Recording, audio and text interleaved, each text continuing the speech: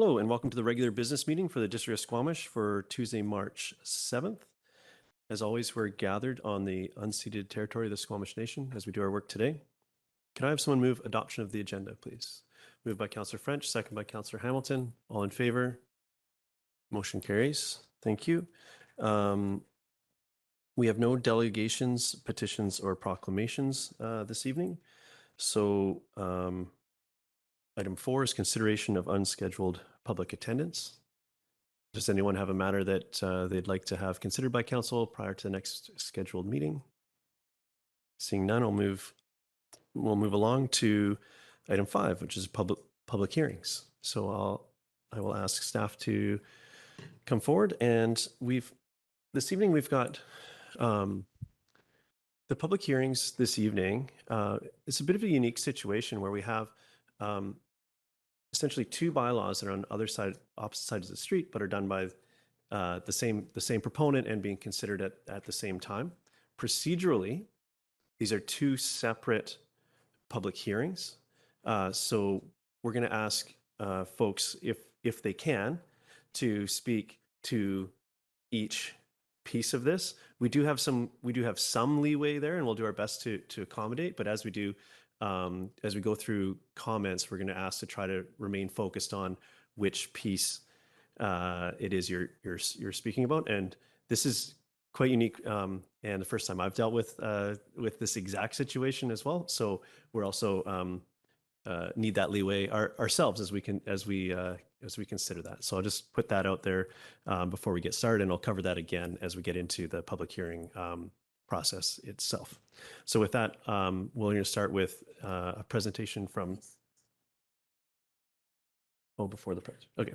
So I do have a statement to read out as we get underway with the public hearing.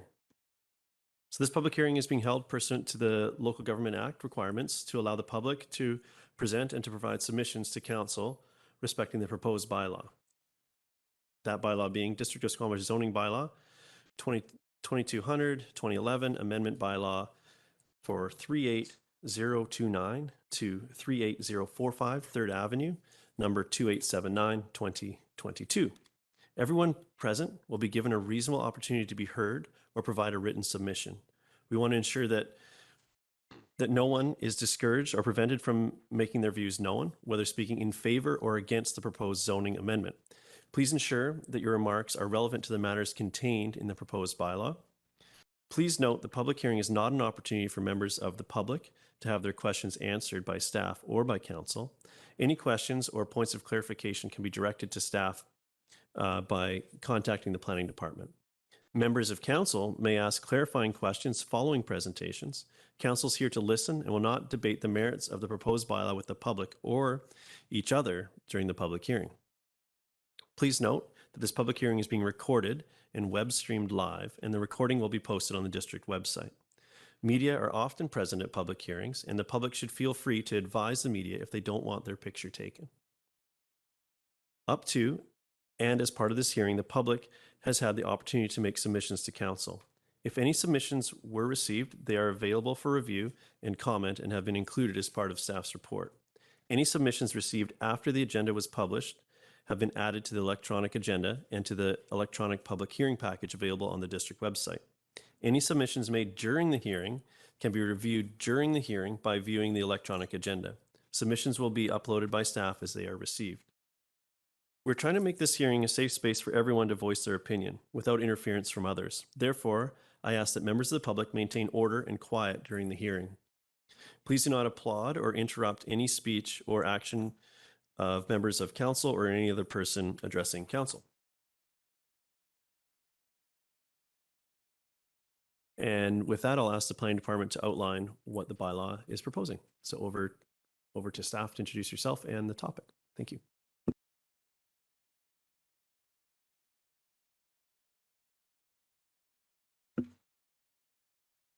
Great, thank you. Good evening, Mayor and Council. My name is Jessie Abraham. I'm a planning consultant presenting on behalf of the Community Planning Department. Today, I'll be presenting a rezoning application for information prior to public hearing and consideration of third reading. The application is seeking to rezone from residential to a comprehensive development zoning. The public hearing tonight considers a zoning bylaw amendment for 38029 to 38045 3rd Avenue. This one is a 3-lot consolidation on the west side of 3rd Ave. At the February 7th regular council meeting, council passed second reading of the zoning bylaw amendment and scheduled a public hearing for this evening. The lots described are shown here in this aerial photo, highlighted in blue on the west or left side of the image. The properties are located mid-block along 3rd Avenue between Winnipeg and Victoria Streets. As mentioned, the current zoning of all the lots is residential RS2, and the OCP land use designation for all the subject properties is Downtown Commercial Center, which applies to the central business area of downtown and is meant to be the primary commercial area for Squamish. The sites fall within development permit areas 3 for forming character and 5 for commercial center. The West Side application proposes a 6-story mixed commercial residential building with commercial space at grade, a second-level parkade, and 4 stories of residential above. 20% employment space is proposed, including a mid-block cut-through from 3rd Avenue to the lane, and 45 residential units. The proposed floor area ratio is 2.92. The parking meets the zoning bylaw requirements with 53 parking spaces on site and an additional 11 commercial spaces proposed to be bought out via the cash and lieu provision. The proposed bylaw includes an attached site plan identifying setbacks, the purpose of which is to secure the stepping back of the massing. Maximum height shall not exceed a height of 20 meters. The zone also requires that 15% of the lot area shall be common open space, and at least 2 square meters per residential unit is provided as indoor amenity space. The rezoning application triggers the district's community amenity contribution policy. So the application's proposed CAC contribution is summarized here. The applicant is proposing a critical amenities cash in lieu at a rate of $21 per square foot of new for sale residential floor area. They are proposing to construct extended frontage improvements, including stormwater management and paving at the rear lane behind the development up to Winnipeg Street, and will construct full sidewalk and bike lane improvements in front of the Women's Center to the south and connect into the Lawrence Building frontage.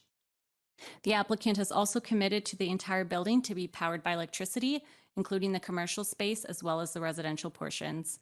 These commitments and CAC contributions will be secured through a land development agreement. The developer will be required to enter into the agreement prior to adoption of the bylaw. To inform the community, the rezoning applications have been posted to the district's development showcase, and a development sign has been posted at site. A public information meeting was held in person on July 14th, 2022. 6 community members attended the meeting. 1 written comment was received following the rezoning application regarding concern for open space between buildings. 2 more written comments were received prior to the meeting today. Positive comments included mid-block connections and rooftop amenity space. Concerns included loss of views, loss of privacy, possible disturbances on rooftop patio, height of building compared to neighboring homes, problems with street parking, and not enough affordable housing. Staff recommend that the District of Squamish Zoning Amendment Bylaw 2879 for the West Side development be given third reading, and that a land development agreement to secure the applicant's voluntary community amenity contributions be completed prior to adoption. Alternatively, Council may refer the zoning amendment bylaw back to staff for further review. And that concludes the presentation. Thank you. I'll pass it back to the chair for questions.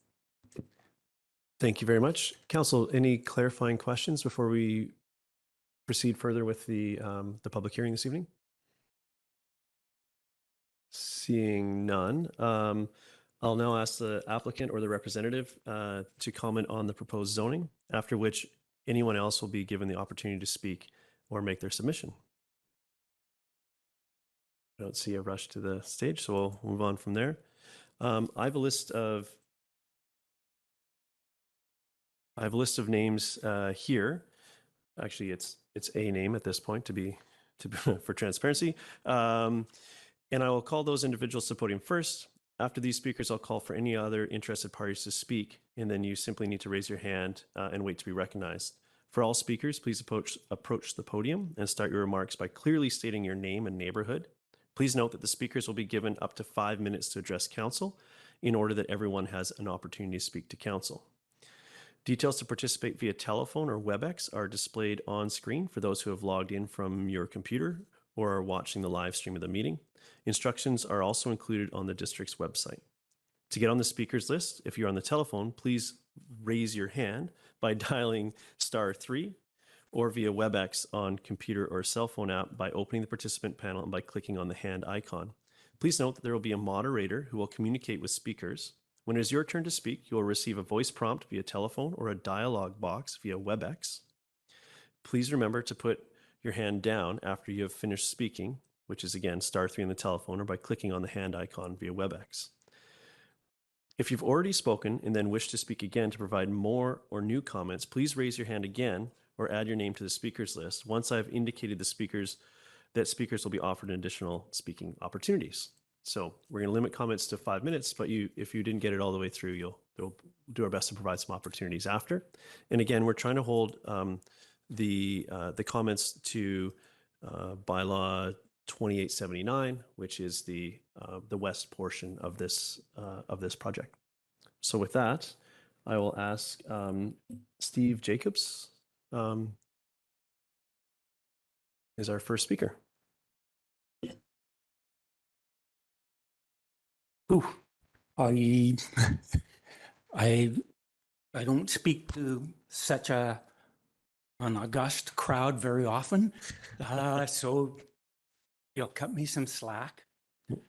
So I live at 3rd and Victoria, and you'll know that across the street from me, there's a building that's been going up for the last 3 to 4 years.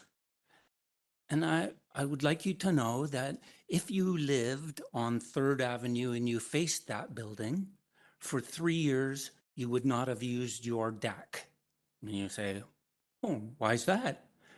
Well, construction makes a lot of dirt and it makes a lot of noise. So when the crews arrive at 7:30 in the morning until 10 o'clock at night, and they're cutting sheet metal with saws, circular saws, when stuff is being hoisted up and the machine is going beep, beep, beep, beep, beep, beep, beep, beep, beep, beep. I don't want to draw this out, but you can't sit on your deck. People have not sat on their deck for 3 years now. And you go, oh, well, and there might be, the cost of that is the further public good. Okay.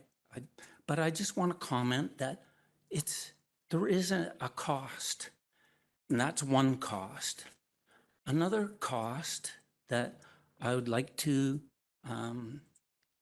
mention is that while those men and women were building that building, the competition for parking in our neighborhood was increased. So I don't know, pick a number, 20, 30 vehicles arrived every day and parked on public streets. So you got to find the competition is fierce, and it's not going to improve when those 100 units are finished, because without me knowing exactly how many parking spots they said they'd make for you, I'll give you my building as an example. In the Lorraine, we have 48 residential units. For whatever reason, they were allowed to only have 45 parking spots. And a lot of these people have 2 vehicles. So it's just an observation that every time we put up a new building, something's got to give. And we might say, oh, we don't want cars downtown. But this is Squamish, the recreation capital of the world. Everybody has a truck, they have a snowmobile, they have quads, they have motorbikes, and they have bicycles. Anyway, and please don't ask me how big are the parking slots at 38013 3rd Avenue. because anyway, I move along. So I talked about parking. I talked in the neighborhood. I've talked about another, because this building on, no, the one that we're talking about at 38045, 38035, and 38029 is going to, we are going to have more noise, dirt, unusable alleyway, etc. for the next 3 years. And so I'm not excited. I know you can tell that. There's going to be a little less green space. And you go, big deal? No big deal. The birds and the bees will go somewhere else. The dogs will whiz on somebody. It will go all the way to the park across from, right across the street here. They'll find their way. That'll all take care of itself. So last but not least, if you asked me, Steve, do you have a suggestion? What do you do with these 3 lots? I'd say, well, give them permission to build a 6,000, 7,000, 8,000 square foot, 3-story, 4-story building that's in keeping with the rest of the block, and you'll have a pleasanter place to live. Thank you. Thank you very much for your submission. You left 30 seconds on the clock there. Well timed. Thank you. Is there anyone else that would like to speak to this? Oh, we're going to use your 30. Sorry. Yes, please. So if on those 3 lots, because I believe that the other side of the street is designed, or the law says, yes, you can build whatever more larger buildings. But on this side of the street, it's like the Lorraine. You have to ask special permission. Don't give them special permission. Do something else. Keep it more into a neighborhood, and don't turn it into a pooier place. Thank you. Thank you for your submission. Is there anyone online that would like to? Great. Okay, we'll go to an online participant.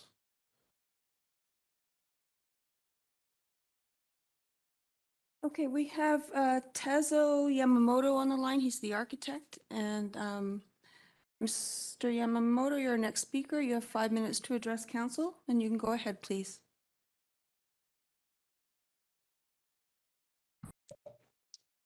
Hi, thank you very much for the opportunity to speak tonight. I didn't want to give a presentation. I think Jesse covered things quite well. I just wanted to say that we're excited with the way the project has evolved over the past little while, working with staff and also with the advice that we've received from council to date. And I'm just wanted to be available to answer any questions that might come up. Thank you. Thank you. At this point, I don't think we don't have any particular questions for you at this point, but it's nice to know that you're online and available if that does arise during the meeting. So thank you for that. Is there anyone in council chambers that would like to speak to this particular bylaw? Okay, seeing none, what we're going to do is we're going to suspend this public hearing, and we're going to start the second one. So I'll turn it over to, but I do need to go through procedure. I need to read my spiel again. So please bear with me. That's a very procedural piece. Just make sure that I'm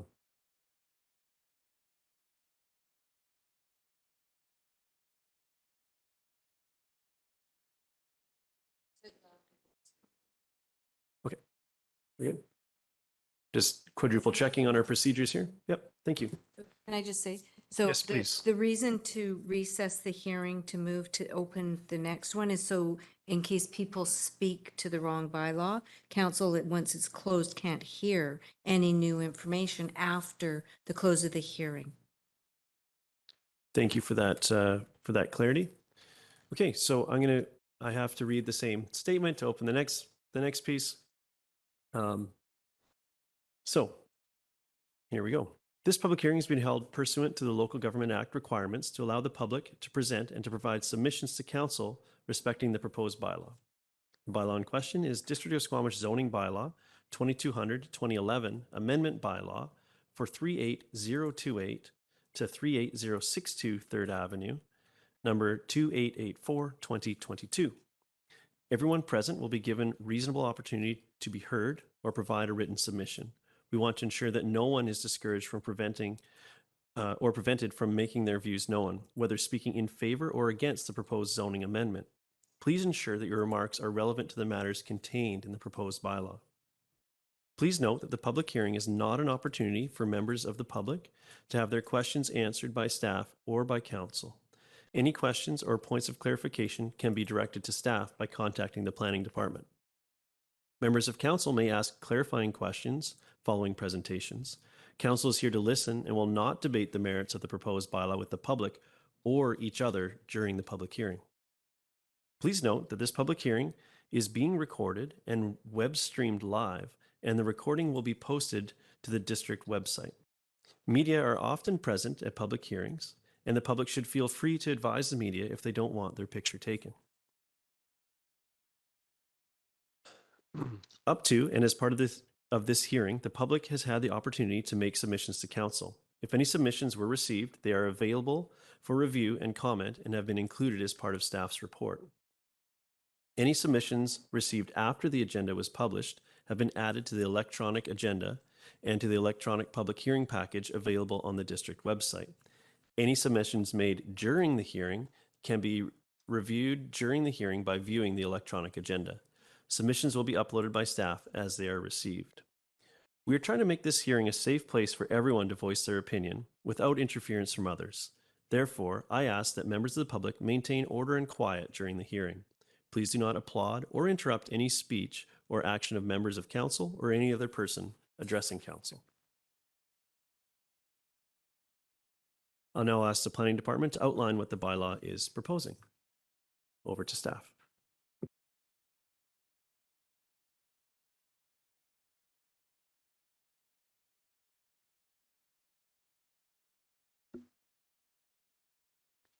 Great, thank you, Mayor and Council.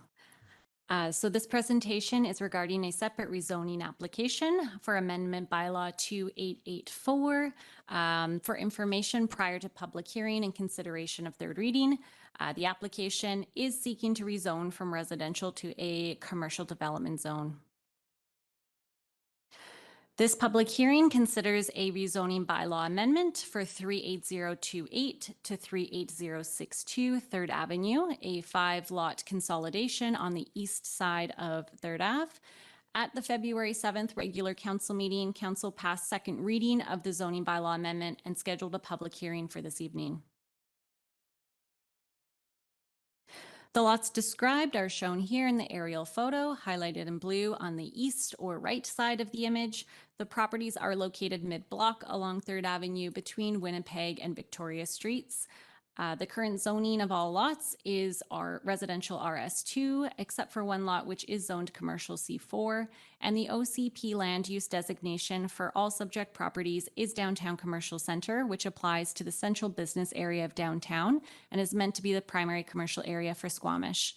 The sites also fall within development permit areas 3 for forming character and 5 for commercial center.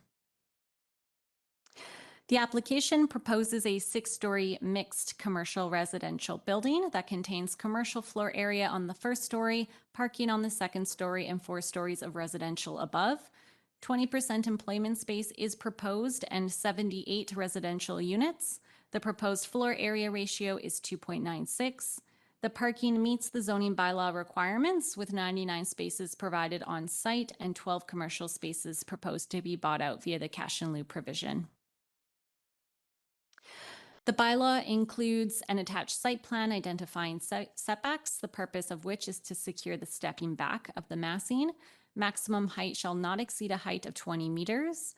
The zone also requires that 15% of the lot area shall be common open space, and at least 2 square meters per residential unit is provided as indoor amenity space. The applicant is proposing, in terms of a community amenity contribution, that 5% of the new for sale residential floor area be provided as fee simple residential floor area to be given to a local nonprofit housing provider to own and operate. Based on a 2.96 floor area ratio, the maximum residential floor area that would be donated is 3,060 square feet. The applicant is also proposing to construct extended frontage improvements, including stormwater management and paving at the rear lane behind the development up to Winnipeg Street. The applicant has also committed to the entire building to be powered electricity, including the commercial space as well as the residential. These commitments and CAC contributions will be secured through a land development agreement, and the developer will be required to enter into the agreement prior to adoption of the bylaw. To inform the community, the rezoning application has been posted on the district's development showcase, and a development sign has been posted on site. Public information meeting was held in person on July 14th. 6 community members attended the meeting. 1 written comment was received following the application regarding concern for open space between buildings. 2 more written comments were received prior to the meeting this evening. Positive comments included mid-block connection and rooftop amenity space. Concerns included loss of views, loss of privacy, loss of tree on East Block, possible disturbances on rooftop patio, height of buildings compared to neighboring homes, problems with street parking, and not enough affordable housing. Staff recommend that the District of Squamish Zoning Amendment Bylaw 2884 for the East Side development be given 3rd reading, and that a land development agreement to secure the applicant's voluntary community amenity contributions be completed prior to adoption. Alternatively, Council may refer zoning amendment bylaw back to staff for further review. And that concludes my presentation. Thank you. Thank you very much. Council, do we have any questions before we go to the public? Seeing none. I have no names on the speaker list for this, so we'll go to the audience. Would you? Perfect, Mr. Jacobs.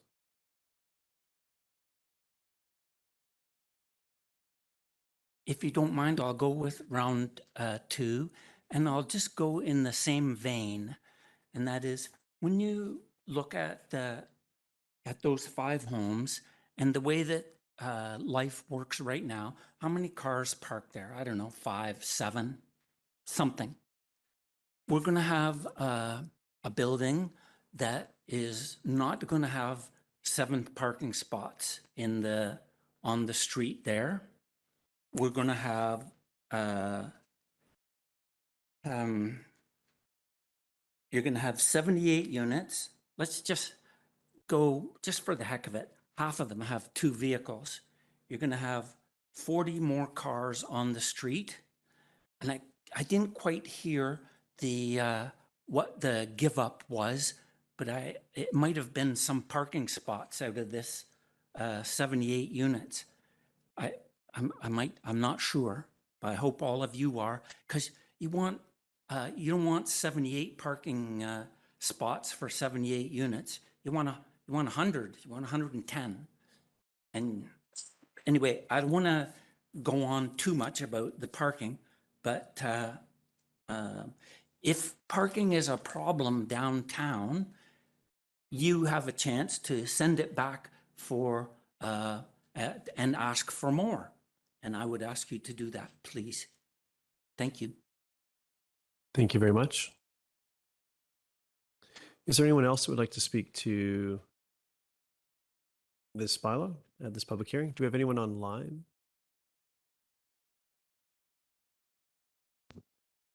No one online has indicated they wish to speak. Thank you. Oh, yes, please approach the podium and start with your name and address or neighborhood. My name is Pritam. Sorry, just 1 second. We're going to get, can we just adjust the mic for, we'll get you set up so we can make sure that we can all hear you and record your comments. Okay. My name is Pritam Desanj.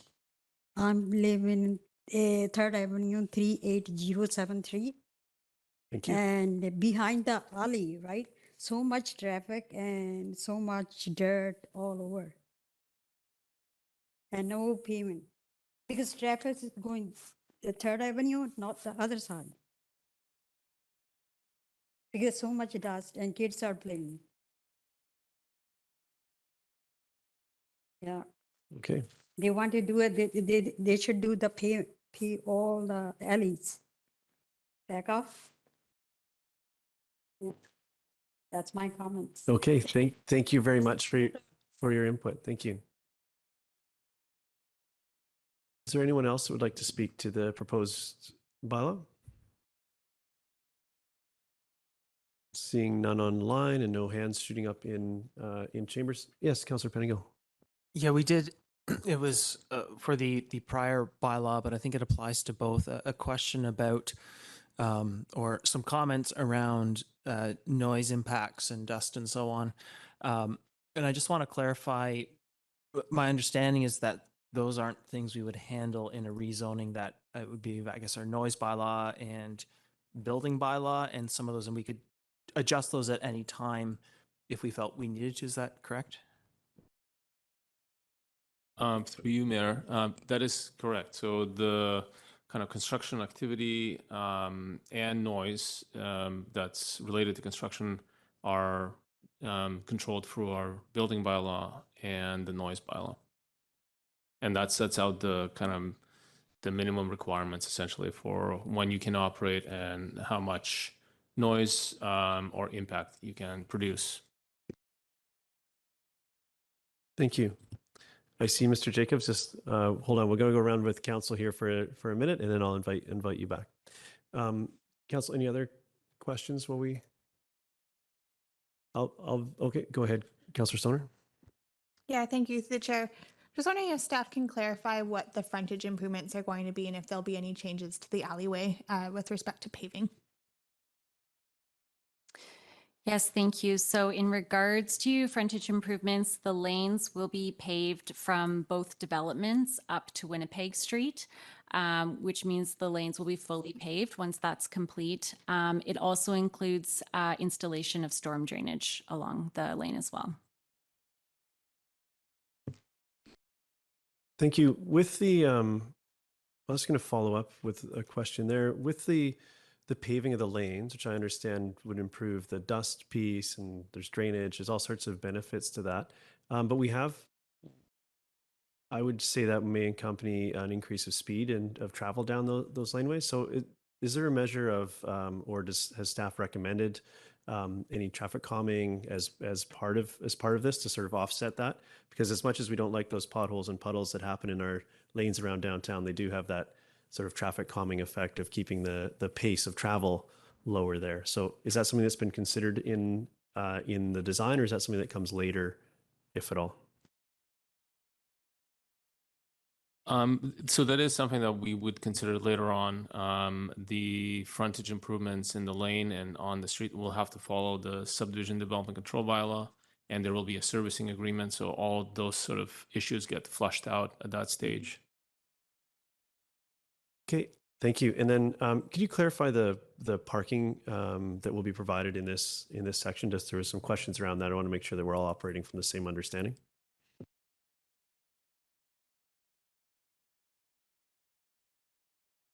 Yes, thank you. So to clarify what's being provided for parking is that it meets the zoning bylaw requirements, and there will be 99 spaces provided on site.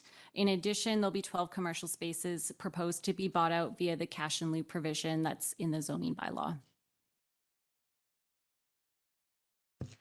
Thank you. And how does that relate to the number of units again? Because that was that ratio was the piece, just for clarity for everybody. Yes, so on the east side, there is 78 residential units in the development. Okay, thank you. Any other questions at this point? If not, I'll go back to people in the council chambers. I'll just see if anyone that hasn't spoken would like to speak, and then we'll go to Mr. Jacobs if not. Okay, Mr. Jacobs. We need to make a minor adjustment to the microphone there to make it, there you go. The floor is yours. So I just wanted to paint a picture of the construction for the last 3 or 4 years across the street from 38013. And that is that at whatever starting time it is, 7:37, whatever, until 10 at night, there's, I said to you, you cannot sit out on your deck. And I don't know what the municipal bylaws are on noise. Actually, it's not true because I read them, but there's no calling a District of Squamish and saying, I can't sit on my deck, it's too loud. You can't phone day after day after day after day for a period of years and say that. To say that, oh, there's a noise bylaw. Yes, there is. There's speeding bylaws. Does anybody speed? Come on. So the other thing is that regular noise aside, you must appreciate that they don't do a good job of battening down the hatches at night. So the wind comes down the sound, it comes down 3rd Avenue, and because we're building buildings that funnel it, I can just tell you, how many nights did the unsecured doors on 6 stories of that building go wham, wham, wham, wham? Fortunately, I live on the other side of the building. I didn't have to deal with that. But if you couldn't sleep all night, you want to say, well, Steve, could you guess how many windy nights there were in the last couple of years? Or while the doors were, before they put the locks on? I don't know. I just picked the doors, but they also put sheeting stuff that they secure into place that's supposed to keep it dry. Well, all night long it flaps. And this is right across the street from where you live. Your bedroom's right there. And so all I'm saying to you is that, no, you don't phone any noise officer and ask them to come and make it go away. It's not happening. I want you to keep in mind that it's an unpleasant situation for a period of time. And for us, it's been like 3 years. It couldn't sit on your deck. Could each of you imagine what the social cost would be to each of you if you could not sit in your backyard in Garibaldi Highlands or wherever each and every one of us here lives? I know that was low. Sorry. Thank you. Thank you for your comments and your self-regulation of them. Anyone else like to speak to these, to the bylaw? Okay, seeing none, I'm going to go back to my scripts. And I'm just going to check with our corporate officer. Do I need to do this part of the script twice? So now I would recommend that you close the second hearing because that's what we're on right now. So close it, go back to the first and close it. Or ask if there's any more speakers on that and close it. So you have to run through the process, yeah. Okay, thank you for that advice and for keeping me on track as always. So particular to bylaw 2884, if there's no further speakers, I would ask council if there's any further information that the planning department might provide in response to any comments or questions raised by members of the public. Seeing none. Now that I've heard from everyone on the speakers list, it is a requirement that I ask 3 times if there's anyone else who wishes to speak before we can close the public hearing. For the first time, is there anyone else that wants to speak or make a submission? For a second time, is there anyone else who wants to speak or make a submission? And for a third and final time, is there anyone else who wants to speak or make a submission? No further submission. So please note that council members are not permitted to receive any further submissions or hear either a proponent or opponent to the application once the public hearing has been concluded. This means that we can't speak to you out in the community or receive emails or phone calls on any of these bylaws until a decision on the bylaws has been made. Any and all communication from this point must be channeled to staff. Seeing as there's no further speakers, I declare the hearing closed. Thank you very much for your submissions. All right, and now circling back to 28 7-9. If there are no further speakers, I would ask council if there's any further information that the planning department might provide in response to any comments or questions raised by members of the public. Seeing none. Now that I've heard from everyone on the speakers list, it is a requirement that I ask 3 times if there is anyone else who wishes to speak before we can close the public hearing. For the first time, is there anyone else who wishes to speak or make a submission? For a second time, is there anyone else who wants to speak or make a submission? Oh, yes, please come forward. And we're in an interesting point where we need to keep our comments to this portion is the western portion of the western bylaw, which would be 2879, where we just closed the eastern bit, which is the bigger building on the east side. I know it's, but that's what we're working with. Yeah, I just have a general about the project. No, that's Is that great. okay? If you could start by stating your name and your neighborhood. I just wanted to clarify what we can hear because procedurally, but absolutely. My name is Rose-Laurie Agbazan, and I live in 3rd 8054 3rd Avenue. And I just am a tenant, but I just wanted just to give my point of view about the project. I'm not really against or for the project, but I just wanted to, I have a business in town, and I know a lot of my clients have difficulties, even myself, to park on the street. And especially with the winter, it's really difficult to park. Even I was talking to a client today, and she lives in on 4th Avenue, and she said she has a baby, and sometimes she needs to park a few blocks to be able to find a parking. And I think with the development, this will be a little bit more complicated to find a parking for everyone around. And is why I just wanted to say that about that. And also I feel like the development is just beside some house, and I think it will be maybe complicated for people living there for a long time. I just when it's been 6 years I live in the same house, and it was really noisy with the construction, with the building behind and the other building beside on close to Winnipeg. And if the development is approved, also I feel it's not enough affordable housing for people, because it's good to make commercial space to improve the city and everything, but I feel if we don't have enough affordable housing, we can have staff, and I know a lot of business owners, they have difficulties to find staff, and it's why I think if the project is approved, I think it will be better to have a higher percentage for affordable housing for people. Yeah. Thank you so much. Thank you so much for your submission. Okay. Council, any questions triggered with the submission that we want to explore?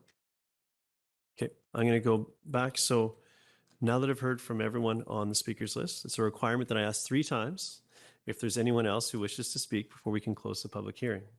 So for the first time, is there anyone else who wants to speak or make a submission? For a second time, is there anyone else who wants to speak or make a submission? And for a third and final time, is there anyone else who wants to speak or make a submission? So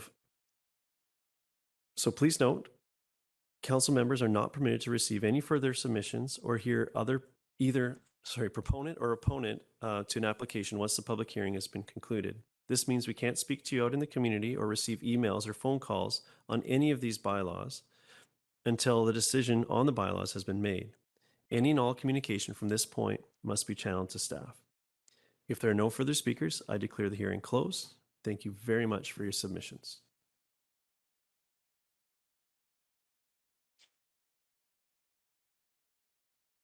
Okay. Council, moving moving on. Next up, we have nothing under scheduled or timed items. We're moving on to the consent agenda. Is there anyone who'd like to pull anything from the consent agenda? Okay, seeing none, could I have someone move the consent agenda? Moved by Councillor French, second by Councillor Stoner. All in favor? Motion carries unanimously. Thank you.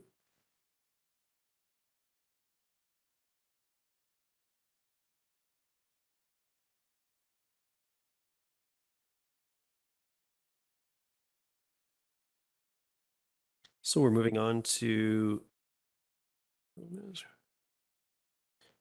consideration of council committee recommendations. And there's no staff presentations with these. These are just right from recommendation from committee of the whole. Okay. Yep. Thank you. So we have first item. Can we move these all together actually, or do they need to be separate? They're just under one item. Okay. So we have recommendation from Committee of the Whole, February 28th, 2023, that Public Works Facility indicative cost update, that Council endorse the continuation of the project using the Class B indicative project estimate of $37 million, and staff bring forward an amended project budget, including funding options for consideration during the April 2023 financial plan bylaw amendment. Moved by Councillor Stoner, second by Councillor French. Any discussion on this? Seeing none, call the question. All in favor? Any opposed? Motion carries unanimously. Next, also a recommendation from February 28th was at 3 Summits, which is 38201 3rd Avenue Land Development Agreement Amendment and Initial Development Permit, which is DP 585 review. And the recommendation is that the District of Squamish approve the amendment of the land development agreement covenant between the District of Squamish and the property owner at 38201 3rd Avenue that would extend a temporary sales center use from triggering the need for neighborhood park and community benefit requirements. Oh, and sorry. And that Council provide the following initial comments on the proposed DP 585 application regarding mature trees, height and massing, public park and frontage and parking. And further that the mayor and corporate officer be authorized to execute the amendment to the land development agreement. Moved by Councillor Stoner, second by Councillor French. Any discussion? Seeing none, I'll call the question. All those in favor? Motion carries unanimously. Thank you. And now we're circling back to where we started, which would be consideration of third reading on the bylaws that we just discussed. So we'll start with 2879.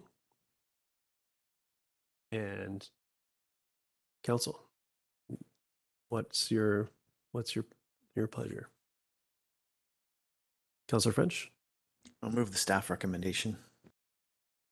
And Councillor Stoner, you're seconding that. So Councillor French moves, Councillor Stoner seconds, and Councillor French should speak to it.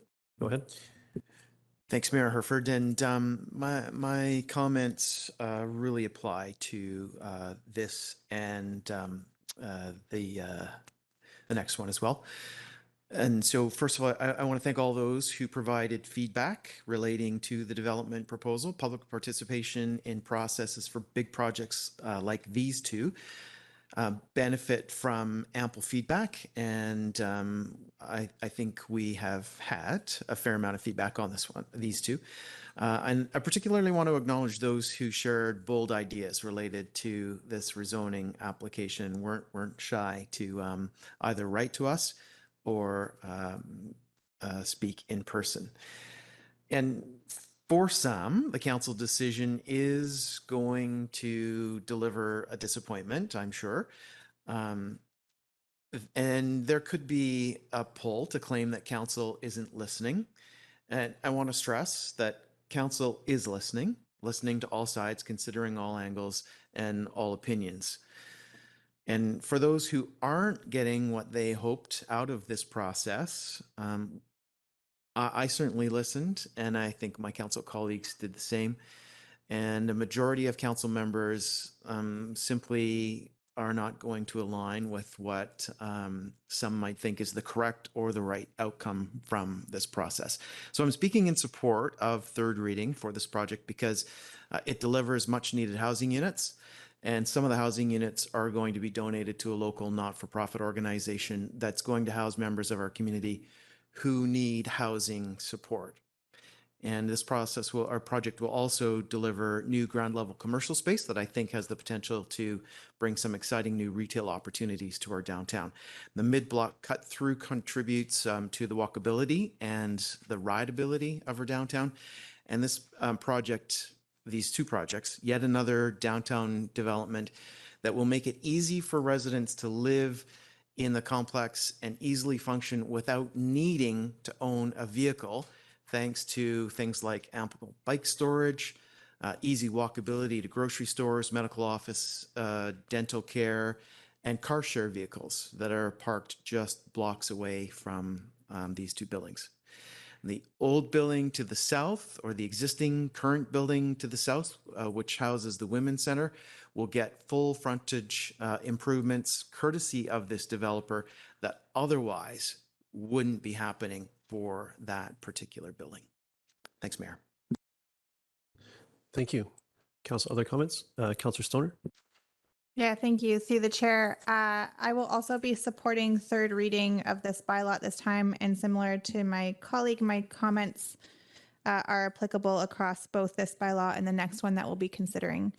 I want to thank those who participated early in the public information meeting a few months ago, have submitted comments in writing, and were brave enough to come this evening and stand up and speak to us. I know it is an intimidating space, so thank you for being here and sharing your thoughts and your feedback. A few of the things that I want to reflect on that I heard from folks, impact of construction on the livability of downtown is loud and clear. I do not take that lightheartedly. I just don't think that the ability for us to change that is through this particular rezoning. We've heard it from a few different folks over a few periods of time. In particular, the development that's currently going on at 3rd and Victoria has been long-standing and particularly a pressure point for our community downtown. And so I think that there are other mechanisms that we can use to address the ongoing constant impacts of construction downtown to make sure that there are at least periods of quiet and periods of lesser impact on those who are currently living there. I heard that for some, there isn't enough affordable housing in this development and this proposal. It does meet our current requirements, and in some ways it exceeds our policy recommendations for our community amenity contribution policy. This is a really I think this is the second development that we've seen come forward that's actually offered to provide affordable housing in a fee simple form, so donating it and not just retaining it as the developer. And so we are securing a lower percentage of gross floor area that gets built, but we actually, or in this case, a local nonprofit will get to actually own and use that asset for themselves. And that is a huge benefit to that local nonprofit and to those community members who need that secure and stable space for them in the affordable housing sector. I also heard a lot of comments around parking and how that is already a challenge. Similarly, this meets our current policy around the downtown parking standard. And similar to previous, I think it was just a few weeks ago that we had a rezoning down on 3rd. A lot of the comments that came out from that, we know that parking is a bigger issue downtown. And similar to my first comments around the impact of construction on livability downtown, we're not going to address the parking issue on a rezoning by rezoning basis. It actually is going to require us to do a parking utilization strategy, which we are currently undertaking at the district, to figure out how we manage parking and how we manage people moving through the downtown core, and how we might actually start to charge for the public asset that is public parking on our streets. So that's just to respond to a few things that I heard this evening and were submitted through some of the written comments. More generally, I think that this development is hitting the mark on a lot of the things that we are trying to achieve through our OCP, through our CAC policy, and by creating a vibrant downtown commercial space where people can live and work. And there will be some secured affordable housing in there too, which I think is a big win. The 20% of employment space was a huge driver through the conversations as this development moved through. So I'm really happy to see that we got there, as well as with the mid-block cut-throughs, because I think that adds vibrancy to our downtown core and facilitates how people move around. So I want to thank both staff, the proponent, and the community for helping engage through the process that has gotten us to what I think is a supportable development at this time. Thank you. Thank you. I have Councillor Pettingill. Yeah, thanks. My colleagues have stolen some of my thunder, but I will be sort of pending something that changes my mind, speaking to both in support of the next two bylaws. Just to touch on a couple of things, I agree. I do think we need, as we look about housing options and affordability, there are some people that feel they need two vehicles, but there are also people who are trying to live with one or no vehicles. And if there are not sufficient spaces for those people, they are being forced, or in a sense, disincentivized, because they're stuck paying for parking they don't want to use. And so I think providing some of those options is important, but as my colleagues have said, that needs to go hand in hand with managing the on-street parking so we can keep flow through for businesses. And I think it is a problem right now where people, buy a unit with one parking spot and then expect that the public is going to provide them their other spot. And I don't think that is a situation that we can continue to have go on. And so that is being hopefully will be addressed with some of the ongoing work that staff is doing right now. I just want to sort of touch on the affordable piece. Right now, I believe our current community amenity contribution policy asks for 10%, for conversation around 15%, where the developer continues to own those units, but we set the rental rate at a below market rate. And here it's 5% ownership for not-for-profit, which means it's a lower percentage, but it means that not-for-profit then can leverage that equity, build more units. And so we've built a lot of units where the developers own them, we control the rent, and now we're trying to get that ownership piece to build that equity in our housing societies and housing providers to hopefully in the longer term provide a lot more affordable housing. But I would encourage people who have questions or concerns about that to pay attention to our CAC discussion, because that's where we're really going to sort of try and sort out what is that balance between where the developer owns and where we, our housing society, owns, and what those percentages should be and what the trade-offs are. Glad to hear that the alleys will be paved and some of this dust stuff will be mitigated. The cut-throughs, I appreciate the attention to, we're in a climate crisis, so not heating this thing with fossil fuels, I think, is really important. I do think buildings like the Lauren, for example, that also had an impact, and so we get some eventually good housing for people, but we have to recognize that there are construction impacts. The idea that certain buildings are taking 3 or 4 years in actual construction is a concern, and I think that is something that we need to put our minds to. It's not a rezoning question, but in terms of our noise bylaws, our building bylaw and enforcement, I think those are some things that we should be considering.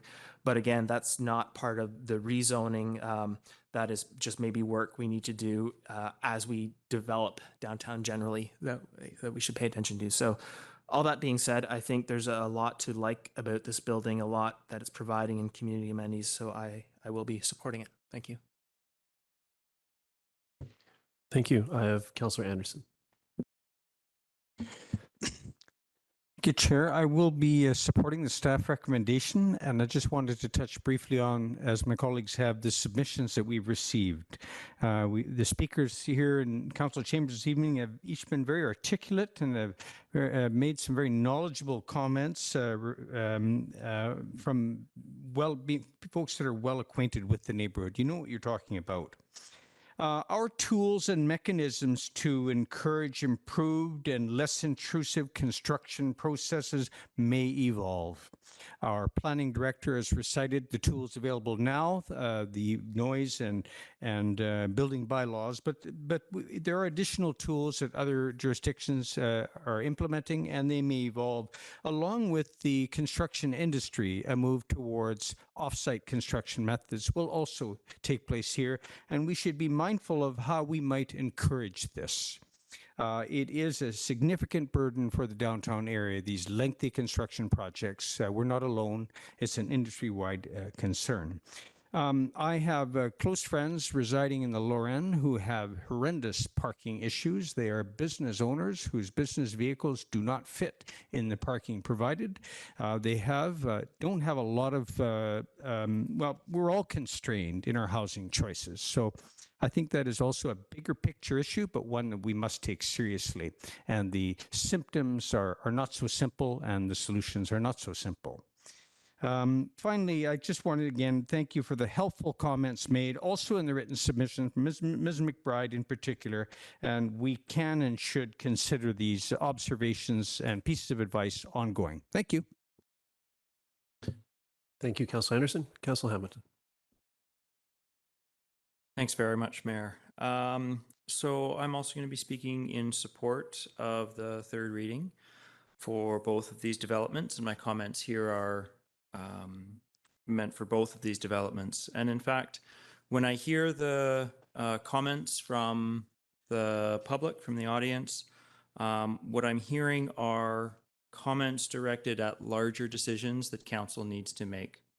Decisions that council needs to make regarding parking planning, regarding our noise bylaws, regarding construction bylaws. These challenges we're facing in a growing community, I don't think we're going to solve them by making a development 4 stories or putting more parking, because so many of these problems are going to continue to exist. And I think that this proposal has done a great job of meeting and exceeding our CAC requirements, and is well in line with the objectives of where we want our community to be. And I think what I hear from the audience is a call to council to do a better job, to work on what we know are problems, including noise and parking downtown. Thanks.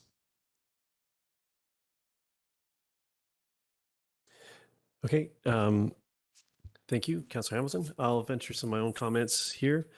I'm speaking in favor of the motion.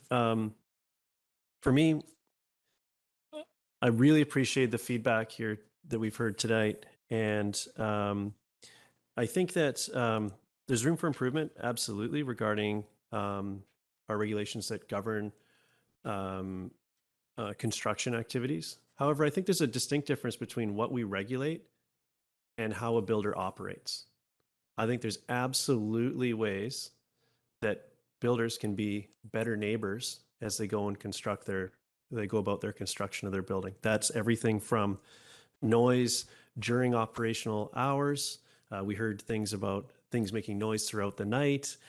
We've heard about parking considerations for their workforce. These are all things that we could better regulate as a municipality, absolutely. But also our building community could self-regulate themselves and be a good neighbor as they go about their business. Ideally, both of those things happen. And there's work to do on both sides to ensure that as development occurs, the impact of having that disruption of the construction phase is minimized. So that is a joint responsibility, I think, between our regulations as a municipality and the industry more broadly as they go about and execute their projects. So this particular project, I'm quite excited about the mid-block cut-throughs, making that downtown even more walkable than it already is, and I think we're moving in the right direction there for ease of movement throughout our community. The affordable housing is a big piece for me. I feel quite strongly that we do need to continue our work on affordable housing, and at this point in time, this slightly lower percentage of affordable housing being constructed is one piece, but I've reconciling that against the ownership nature. So these units will be transferred directly to a nonprofit that works in that space. And we haven't put a retail value or a value on that. It's huge, and it will have a massive impact on our not-for-profits working in the housing space. The other option is to take maybe more units and ensure they're constructed, but they don't have that extra leverage of being able to borrow against, maybe rent them out really at a rate of their choosing, and all the options that are available to them with this. I think it's great, and it does deserve more attention as we work through our CAC policy to better understand how these things can interplay off each other. But at this point in time, I think it's exceeds really in a lot of ways our CAC policy in this area. And then overall housing, this is a project that's going to give a lot of people a place to live. We have a lot of pressures in our community overall, not just in the affordable housing category. So I'm quite happy to see that. And the employment space, I think, is quite important. We're not just creating homes; we're creating. This allows creation of some space where some people can be employed as well. So we're not just. I feel strongly that these things need to be linked together, and I think that 20% number achieved in this project is totally appropriate. I'm excited to see the paved alleys. I think that will address some of the issues we heard today in some way, and I look forward to that detailed design, hopefully incorporating some traffic calming and some considerations to how those alleys get used, and make sure that is in fact a net benefit to the surrounding neighborhood. The no gas covenant across the entire development, I think is great, and really does set us up well as we are very future looking, and we know that in that context we shouldn't be adding to fossil fuel infrastructure, and this goes a long way in that regard. Similar to, thank you to Councillor Stoner for raising that parking issue, and we do have there is work underway in this regard, and it is something that is a challenge across the downtown. I live in the neighborhood, and I understand exactly. I saw how cars were displaced when we had our regulations in around snow clearing. I see the load around when there's construction projects. I absolutely understand that, and there's work underway there.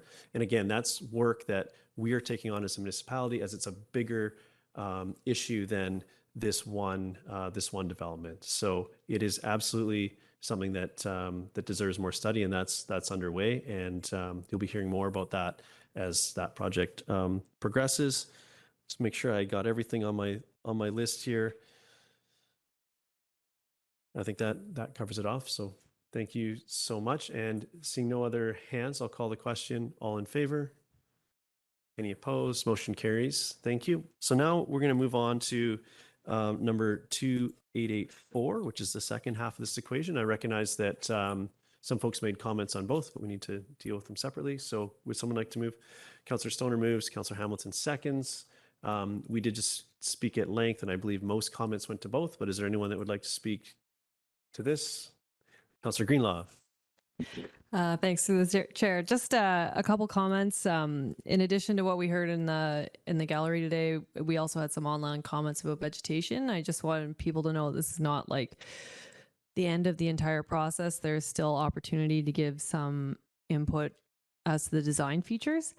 And then also to speak to some of the conversation around parking. I do wonder if it would be possible to talk to the developer about at least alleviating during construction, having construction workers parking downtown and taking up those spots. But other than that, I'm in support of the project in general. I think it's going to add a lot of benefits to our community that my colleagues have already represented in their statements. Thank you. Any other comments, Council? Seeing no hands, I'll call the question. All in favor? Motion carries unanimously. Oh, go ahead, Councillor Stoner.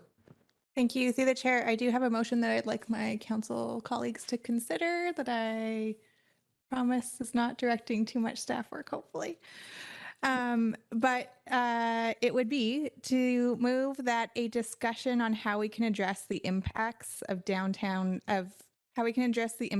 construction downtown, such as noise, worker on-site parking, and fees for street use, be referred to a future committee of the whole. Councillor Stoner, I appreciate that. Is this an issue that you believe only exists downtown, or only deserves study downtown? Or is this something that is worth consideration in the broader context of the community? I just want to make sure that My motion is specific to downtown, and I think I would like to leave it that way as somewhere that we can start having the conversation. And if we need to extend it or expand it, then we could do so. But I think it is particularly acute downtown, and we've heard it from a number of folks at this point. Okay, thank you. Yeah, Councillor Pennigan, are you seconding that? Okay. Would you like to add any more context to that, Councillor Stoner? I think it's fairly self-explanatory, but I do think it's worth a conversation to understand what our tools and levers are. We did in our just a few years ago implement fees for the use of the street and the parking for down. I think it applies only to downtown. I could be wrong about that.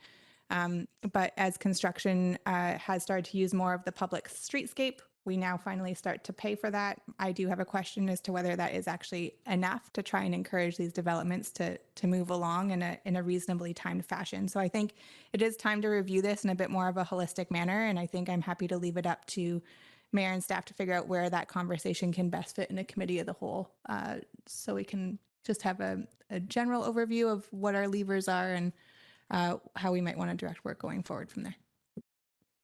Thank you. Any other comments on this piece? Go ahead, Councillor French. Thanks, Mayor. I'm supportive of this conversation and this motion, and in expressing my support for the motion, I'll also take it a step further and encourage particularly our downtown residents to take advantage of the bylaw tools that are in place. To me, the thought of being kept up for any length of time at night because an unsecured door is flapping in the wind sounds like a noise bylaw violation to me, and I would encourage residents to be diligent and don't be afraid to lodge complaints with our bylaw department when and if that kind of thing is happening. Thank you. Any other comments on this? Seeing none, I'm supportive of this sort of having this discussion to understand where we are and what the levers are and where there's room for improvement. And I, in my comments that around the development that we just discussed, I mentioned the sort of the joint responsibility of developers and folks executing these projects to be good neighbors. So and find ways to do that, and that's to have open communication with the neighbors so they know who to contact if there's an issue on site, and barring those open communication channels, stepping into the complaint-based bylaw process, as Councillor French outlined, to make sure that the tools that we do have are being used to regulate this. So I think this is I look forward to the discussion. I think it's absolutely a worthwhile venture. As to what comes of it, I'll leave that for the outcome of that meeting, and yeah, I'll work with everyone to make sure that happens. So seeing no other comments, I'll call the question. All in favor? Motion carries unanimously. Thank you very much. And Councillor Stoner, have you put? Okay, you've got those electronically. Okay, thank you.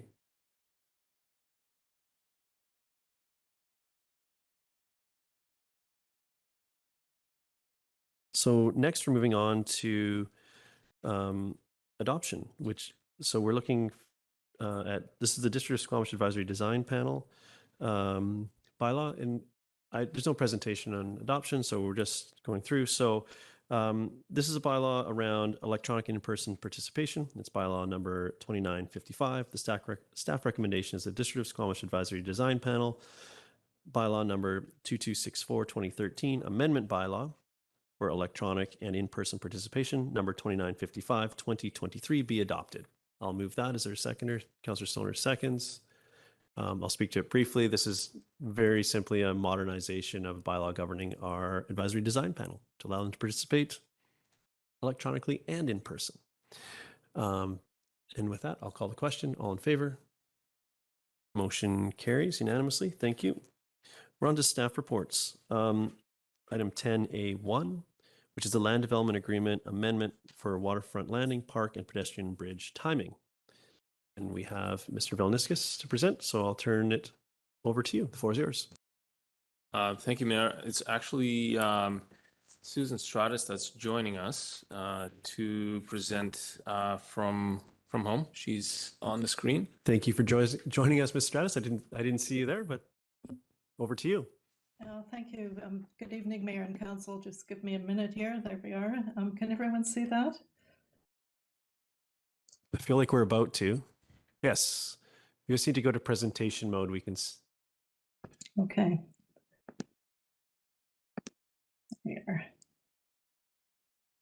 Here. There we go. Thank you.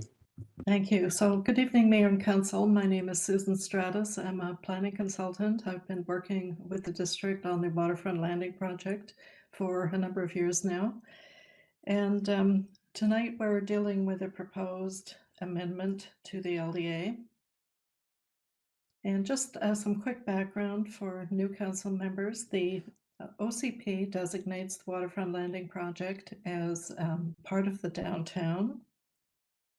And the overall site area is 2.1 hectares, and the site was a previous industrial site that was rezoned in 2017. Shortly after that, the land was subdivided into the main parcels, and one of them was Lot 6 along the shoreline of the Mount Combine Channel that was dedicated to the district as waterfront park in 2020.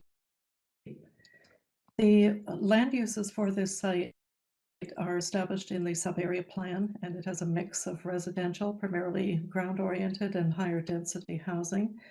The plan allows for an estimated 900 to 1,000 units, and I would mention that that's estimated. There is no upper limit established in the plan. The policies are written such that moving from townhouse to apartment format is supported without amendment to the OCP or to the sub-area plan. So there is a range established in the sub-area plan. The red areas are where a mix of commercial and higher density housing are permitted adjacent to Laurelwood and in the village along the waterfront. And there are 2 major waterfront parks proposed, one of which is now in place, and the second one is at the south end. An important part of the sub-area plan is the phasing plan that identifies the sequence of development. And again, I would just mention that there is a clause in the sub-area plan that allows the sequence to change as long as it doesn't significantly alter the intent of the development. The phasing plan is the basis of the land development agreement, the LDA commitments. So just in terms of what has been done already, the temporary use permit was issued for the sales center in 2017, and then followed by the phase 1, 2A, 3BC, and 3A units. And that takes us to 479 approved residential units. I would point out that the sequence is one of the times when the sequence was changed, because the 3BC apartment units were brought forward ahead of the 3A units. And the district supported that in order to facilitate provision of rental housing in the phase 3B property.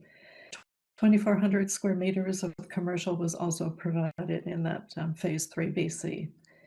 And the 4A site, which is down here, close to the pedestrian bridge, a DP has been submitted and has gone through initial review, but it requires the DFO approval for the shoreline. So that is temporarily on hold. The amenities that were established in the LDA, I've put together in this simple table that was part of the council report, and my apologies because the ones that I've highlighted in yellow were not included in that council report, but the first phase included a number of things. The infrastructure of the CN rail overpass and construction of Laurelwood Road to arterial road standards so that it can function as a future connection over the channel. The land was dedicated for the waterfront parks. A number of major utilities and public roads were constructed. 2 car share vehicles were provided that are in place downtown. And a school bus system was set up that serves only Waterfront Landing, providing safe routes to school. And that's in place until the pedestrian bridge is operational. So all of those were provided with the first phase, and the tick marks in this table indicate the things that have been done. So Waterfront Park Phase 1, the land has been dedicated, and completion is required prior to occupancy permit 200. So the servicing agreement for that phase of the park has been issued. The park is now under construction, and we do believe that will meet the LDA requirement to be very close to that Unit 200 occupancy. The 2 items that are the issue tonight, the topic for our report, are the pedestrian bridge and the second phase of Waterfront Park are not likely to meet the original, sorry, I've got my, back there, are not likely to meet the original proposed phasing in the LDA. And I'll get into that in a bit more of detail. Phase 3BC has provided the items that were listed in the LDA. So in terms of the first kind of half, the north half of this development, most of the items that were required of the developer have been provided, and the 2 that are circled are, I guess, underway is the best way to put it. We're waiting for some other approvals from other agencies, and we're going to need to change those occupancy dates slightly to make this work. And I'll just briefly show you the waterfront park. The part that is under construction now is the north part adjacent to Phase 2A. It includes the playground, and it includes the habitat, important habitat area of the marsh that will be there will be additional planting and a lot of extra work along this shoreline. The second phase that will come later will be done with Phase 3A. The second major amenity is the pedestrian bridge, which I believe you're familiar with, and that is originally intended to be completed prior to the Phase 2A occupancy permit. There are a number of environmental approvals as well as district approvals required for these amenities. For the waterfront park, we did not need DFO approval because the park was mainly enhancing the shoreline. There was not the type of alteration to habitat that would usually trigger a DFO approval. So that required only an environmental DP from the district, which was issued in April 2021. For the pedestrian bridge and this portion of the shoreline adjacent to what we're calling Phase 4 along this red boundary here, and the bridge being here, DFO authorization is required because of the alteration to the habitat, and the district approval through DPA1 is also required. Typically, the way this works is the district requires the DFO authorization to come first, and then we'll evaluate whether there's additional district requirements on top of whatever DFO has required. The shoreline proposal along that section of the shoreline is what's called a combi wall. It's a kind of a unique design that's being proposed. It does need to have a hard edge along this section of shoreline, but the proponents did not want to do a sheet pile wall that we've seen in other parts of the channel.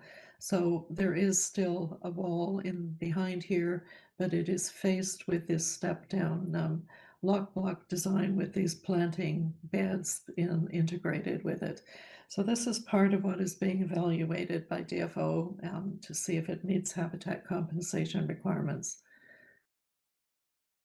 So just in terms of timing, these are the construction dates that the proponents have given us. The pedestrian bridge starting at the top, assuming that DFO approval comes through by midpoint of this year, May or June of this year, the pedestrian bridge construction will start before the fisheries window in August, and they're expecting to have completion by the fourth quarter of 2024. The North Park Phase 1 is expected to be completed June of this year. I think they're kind of going quite seriously on that part of the park. And the Phase 2 completion is expected in the fourth quarter of 2024. So fairly close to this portion of the park, and the bridge will be completed toward the end of 2024. Although it's not part of our discussion tonight, this is a related part of the shoreline here, the amenity building for the site.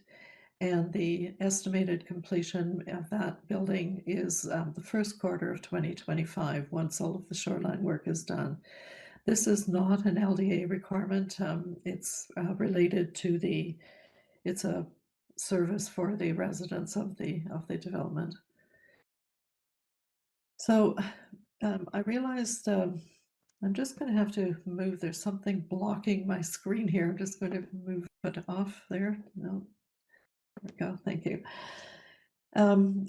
This is a table that was not in the council report, but I think maybe more clearly expresses where we're having trouble. So Phase 1, the LDA requirements are done. Phase 2, the completion of the occupancy permits is expected to line up with the LDA requirement of June 2023. For Phase 3, B, and C, which was brought ahead sooner, the affordable housing units were required by Unit 300. And that building, this is just for the 3B portion, is expected to be completed by June 2024. And the amenity requirement is September 2024. So again, that part is expected to be fine. Where we're having trouble is Phase 2B, the pedestrian bridge, that was originally intended to be completed by Unit 222. And that unit is expected to receive occupancy in April 2023, April of this year, whereas the bridge won't be done for a year and a half later. So there's definitely a gap here that, which is what we're presenting to council, the need to extend that completion date. And part of the reason these units, again, I should emphasize, are coming forward sooner is that the 3B and C building being out of sequence and coming sooner has brought the unit count up much sooner than was expected. Similarly, for the second part of the waterfront park, it was originally intended to be done by Unit 300, and the occupancy permit dates are June 2024. And the park completion is not expected until December 2024. So again, there's a gap there that the recommendations are intended to bridge. So the recommended amendments are shown in red with respect to the pedestrian bridge and Phase 2B. The recommended change is that the security is provided with a servicing agreement rather than with the Phase 2A development permit. And with both items on the page here, we've recommended that the security be issued with the servicing agreement because in practice, that is actually when the district requires security. It's a clause attached to all of the servicing agreements. So that is in fact the actual practice of when the security is provided. In terms of completion of the pedestrian bridge, we're proposing that the bridge be completed prior to issuance of any occupancy permit for phase 4, which is the amenity building, or any later phase if phase 4 does not proceed. So no occupancy permits beyond phase 3 BC would be issued if under the proposed wording here. For Waterfront Park, again, the security with the servicing agreement and completion of that section of the park is required prior to issuance of occupancy permit for the final unit in phase 3A rather than unit 300, which will be surpassed. So that's it, and maybe I will just go back to that recommendation and leave that there. And I will stop sharing here. Thank you so much. Thank you for the presentation. So we've got Councillor Stoner to start us off with questions. Thank you. Through the chair, thank you for the presentation, Ms. Stratus. Just 2 questions. On that last table that you showed, it said security required, and we're changing the timing of that. Should probably know, but when you say security required, is that just like the financial deposit security? Like, is that like the dollar value of the bridge? Yes, What are through we the actually chair. securing? Through the chair, when any project goes forward, such as construction of the park, the applicants are required to give a detailed cost estimate for construction, which the district reviews in depth. And it is then that cost estimate is listed in the servicing agreement, and the applicants have to provide cash or a letter of credit or other form of security to make sure that if anything were to happen and they didn't complete, the district has the funds available to complete the work. So that's what security is meant to be. Okay, thank you for that clarification. And then my other question was, we haven't yet issued a DP for any of the phase 4, correct? That's correct. Phase 4, the only application underway is phase 4A, which is the amenity building. And we can't issue that until the shoreline approvals are in place. So no, there's no DP yet on phase 4. Okay, and so my follow-up question to that is, why are we proposing, or why are staff proposing that we tie the completion of the pedestrian bridge to occupancy permit of phase 4 as opposed to building permits for phase 4? It feels to me like if we tie it to occupancy permit, then we risk actually pushing it out quite far.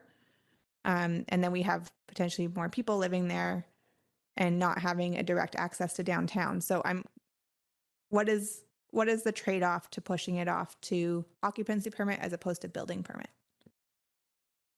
Susan, I can take a go at it, and then you could add. Yep. I may. Yep.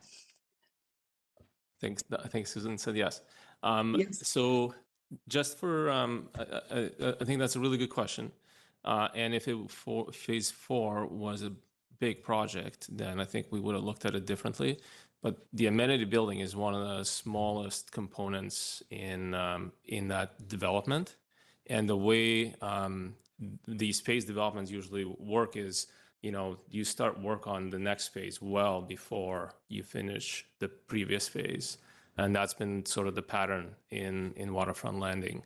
I think one important piece of information that we didn't capture in the presentation or the report is, originally when Waterfront Landing came in and went through the sub-area planning process and the rezoning, the bridge was always proposed to come in at a later stage because the applicants thought they couldn't deliver it soon enough. And it was council's kind of desire to bring that bridge as much forward as possible.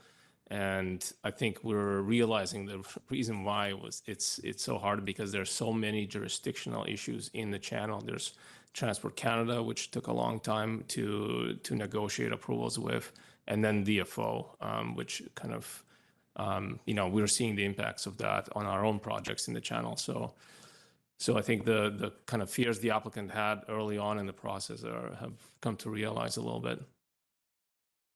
Just a quick follow-up on that. Maybe I'm channeling my predecessors who have sat in this chair to push for, that was the agreement that we made at rezoning was there was a lot of discussion around the timing of the bridge. So I think that's why I have my back up a little bit. And to your point, I hear you that phase 4 in that particular amenity building is quite small, but the language in the proposed revision is phase 4 or any later phase if phase 4 does not go ahead. So that just adds a fair bit of uncertainty to me that I'm not 100% comfortable with, but that's not so much a question as a statement. I'll leave it there.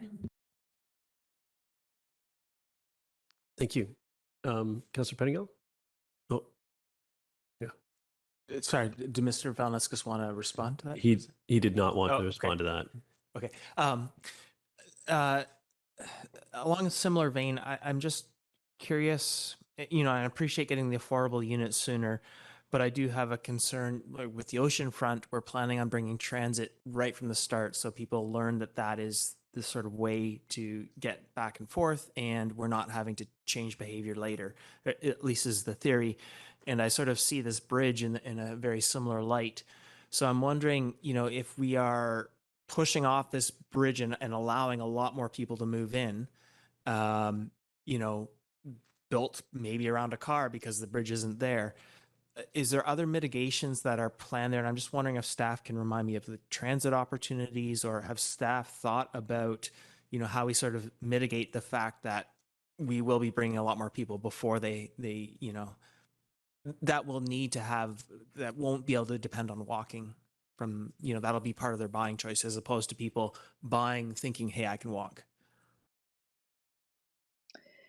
Through the chair, again, those are good questions. I think we've all been caught in the delays here. There was certainly no intent to delay this bridge that I've seen on the part of the applicant. They've been pushing very hard over the past 3 to 4 years to get the bridge approvals done. And I don't believe anyone's trying to kind of push it off into the future. I think they're very anxious to get it finished. And it's an extremely costly bridge that they're committed to building. In terms of how else people are going to move, we communicated with BC Transit very early in this project. And once the project is more built out, BC Transit will be bringing buses down to Laurelwood Road. I don't believe that's happened yet, but until the bridge is there, I don't think there's too many alternatives. The other alternative is the Laurelwood crossing to downtown, and that's even further in the future. I don't have any ready answers about how to mitigate it. I think we're looking at a relatively kind of short period of time in terms of additional units. The 479 units that are approved, there will not be any additional residential units before the bridge is built.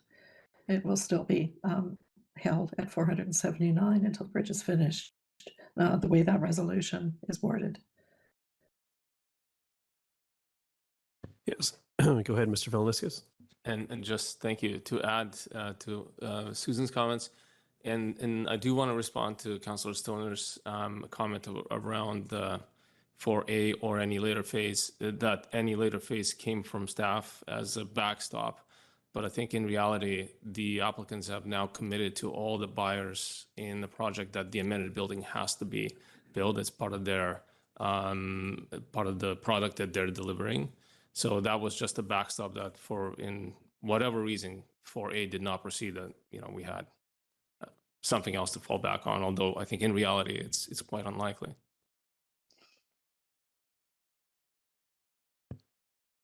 Thank you. Councillor Pettingill, you're okay for now?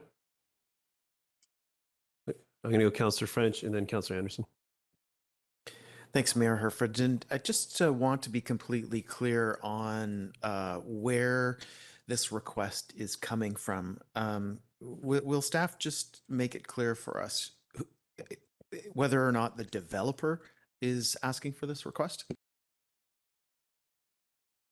Through the chair, the request did come from the developer, although I think, you know, we have regular bi-weekly meetings with the developer to iron out issues of all types. And I think it was just an awareness that given the delays, particularly with DFO that this bridge was not going to meet the original timelines, and yet the units were starting to catch up with, the unit counts that are currently shown in the LDA. So we needed to take some form of action.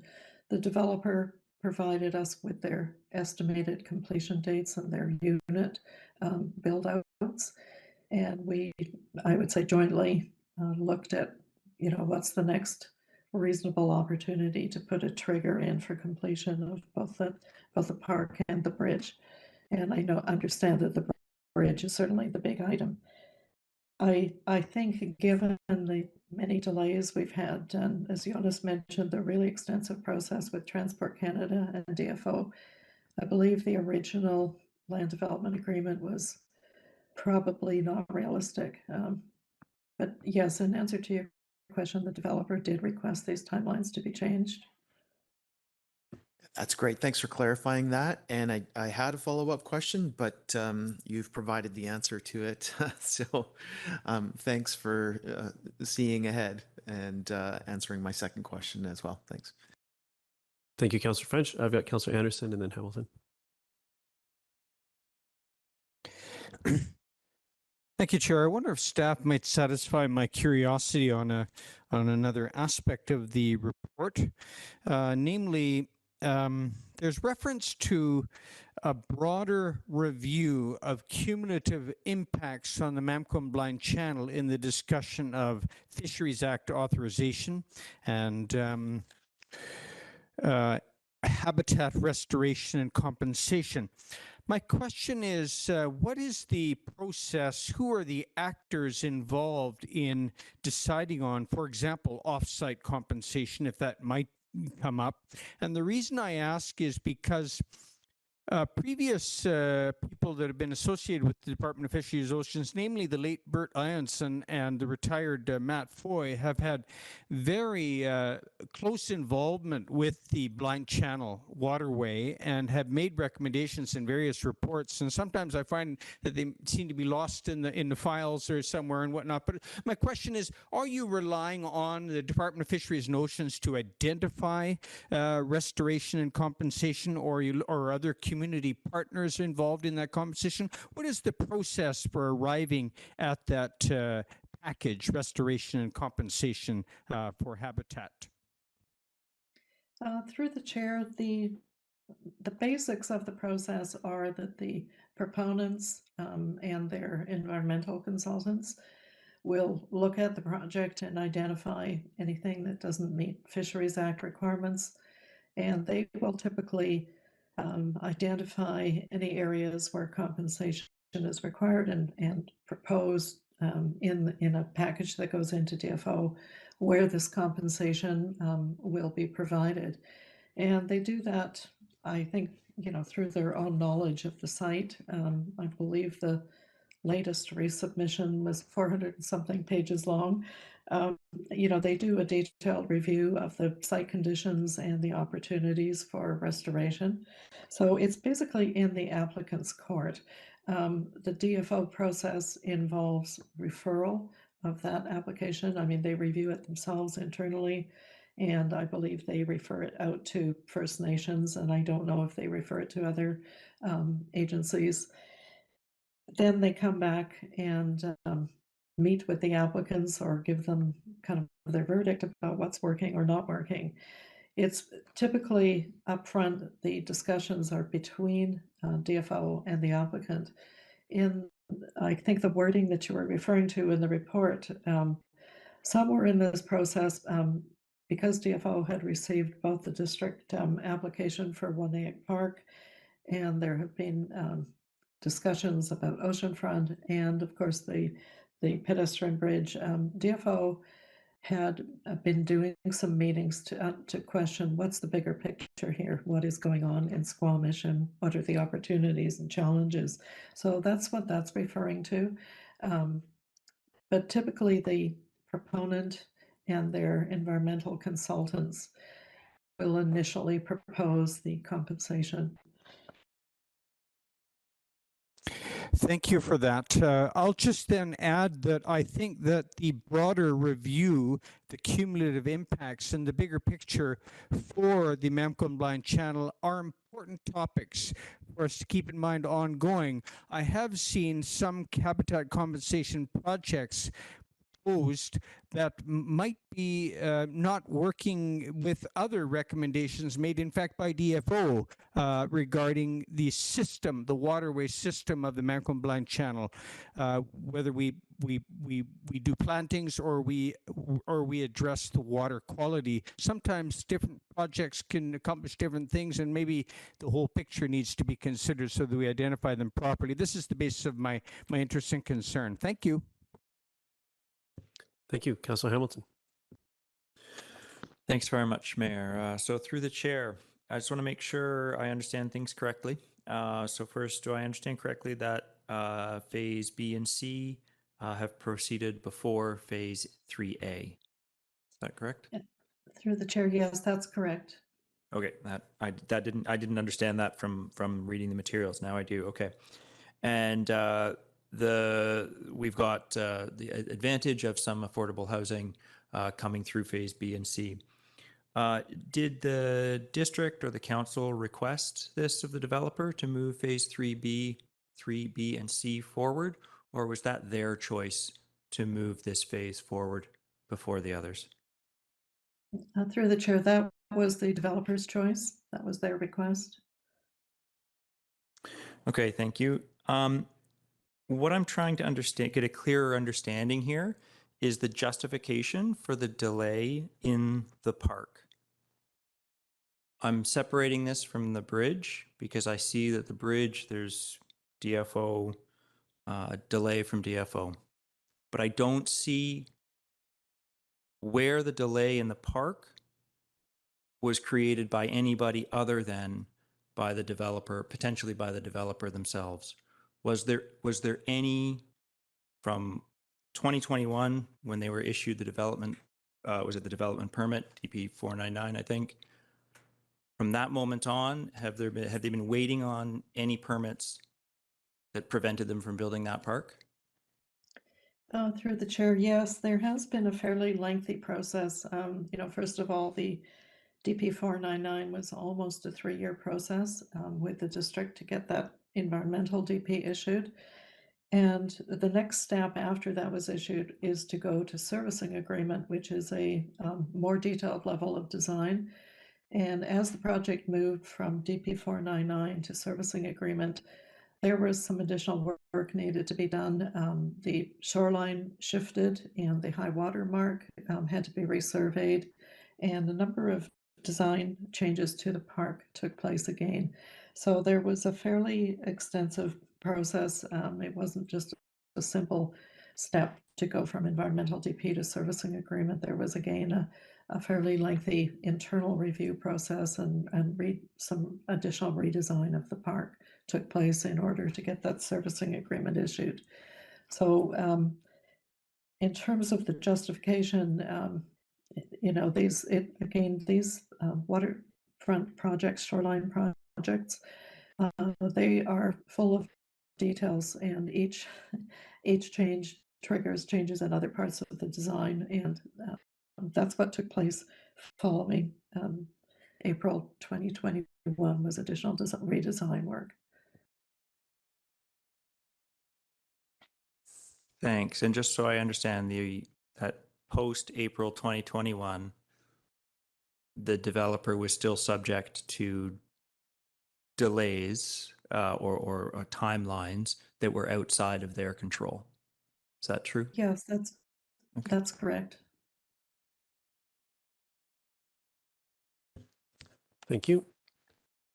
See no other hands. I'll venture a question of my own here. I think staff's done a great job of outlining sort of why there's delay.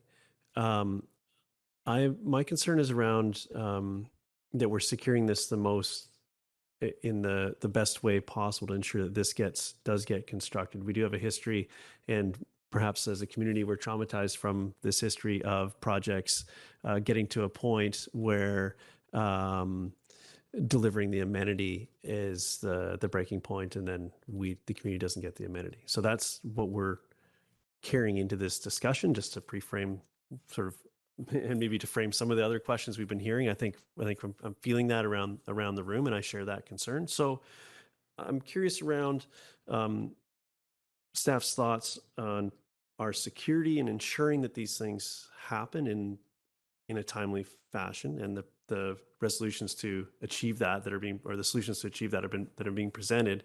And I want to make sure that, you know, that cost escalation, the associated with that we've heard in various projects. I'm sure the price tag of both of these things has doubled, tripled, quadrupled maybe from their initial consideration. And there's still some unknown DFO requirements for compensation that undoubtedly are going to cost money, and potentially more money than was anticipated. So I think I've heard some sort of proposed solutions to what would make us more secure that this is going to happen. I'm not so tied to the timeline, because I know that that's not in the developer's control. And as much as we'd like to have it happen, you know, last week, that's not really an option. There's outside factors there. So is what's being proposed the most, puts us in the strongest position that staff can sort of figure out to put us in, to ensure that these amenities are delivered as promised from the developer? I'll take a first stab at this, and Jonas may want to jump in. Through the chair, yes, we have spent a lot of time kind of looking at this from a risk point of view. What happens if they don't proceed? Do we have enough clout to make sure that we have both the money, but more importantly, we would like them to proceed with building it? And I guess there's a number of factors we've looked at, and I think one is the commitment we have seen. There are occasions when you're working with developers where you do see that they're not willing to undertake studies. I think the opposite has been true here. We've been through a really arduous process with the park and the bridge projects that have involved hundreds and thousands of pages of technical reports that have gone back and forth through review. And we have not had any questions about providing those, that we have always been provided with the reports we've needed. And the process, whenever we've asked for additional work to be done, it's always been done. So I think we have seen a level of commitment, and that showed up in the first phase of development with the very expensive infrastructure. I think the strongest kind of hammer that we have here is that the developer needs the additional phases to proceed in order to make any money on this project. The first half of the development has been pure cost in terms of the kind of very expensive contributions to both servicing and amenities. And I would say servicing has been the higher cost up to this point.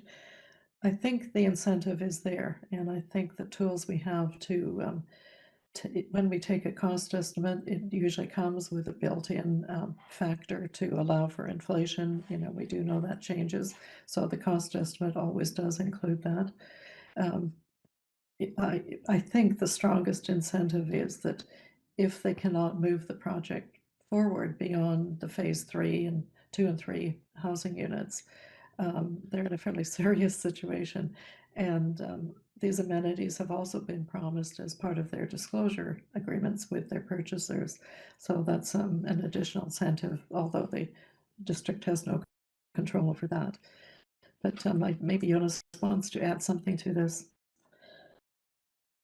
Thanks, Susan. I think the only thing I would add is that with these long phase developments, there's always going to be issues that we run into that we didn't see when we entered into a land development agreement, which is very typical. And as Susan said, with, you know, this developer has a track record that, you know, we seldom have to sit and wait for them to give us things that they've committed to so we can review them. It's usually the opposite. They're waiting on us to do our review and provide feedback. So they've been moving along really well. And I think the last thing I would say is, and I think Susan touched on it, is if we slow down the development, that actually creates more risk for these amenities, because as long as the development is going and it's moving from being cost heavy to revenue, then their ability to deliver those amenities improves. And when it comes to the bridge, it is something that we knew from the beginning that the developer had doubts whether they could deliver it this early in the process. So I think based on that, the level of risk that these amenities won't be delivered is fairly low here. Thank you. I'm going to go to Councillor Pettingill and then Stoner and then Hamilton. Yeah, thanks. And I apologize if this is in the report. I'm just not seeing it in the table. Because one of the other aspects, I'm thinking about avoiding, if we can, too many more people there without the bridge to build that sort of behavior. But I'm also not seeing a dependency, like phase 4 seems very commercial and commercial heavy. And so there's, the aspect of making sure that there's some jobs to go along with the residences, and hopefully people are working in some of those jobs and walking to work and all that kind of stuff. Is there anything that sort of ensures or incentivizes phase 4 to go ahead of 5, 6, and 7, which are primarily just residential? Through the chair, I think that this becomes a more complicated question.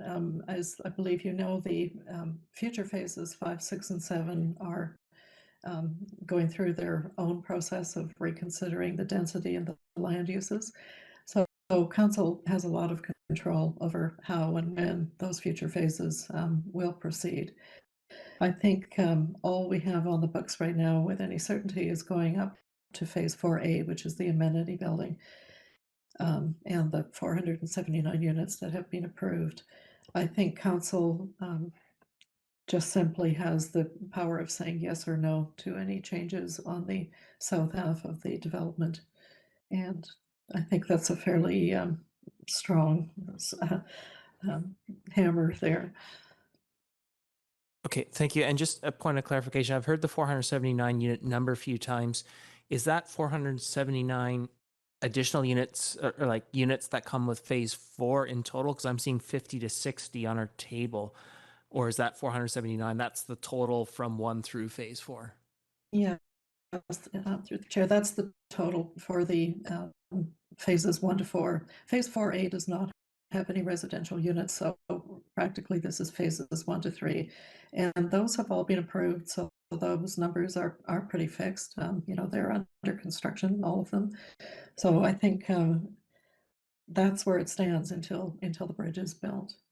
And yes, it is, it's certainly not what we expected, but as Jonas mentioned, it was really optimistic to try and get this bridge done by phase 2. And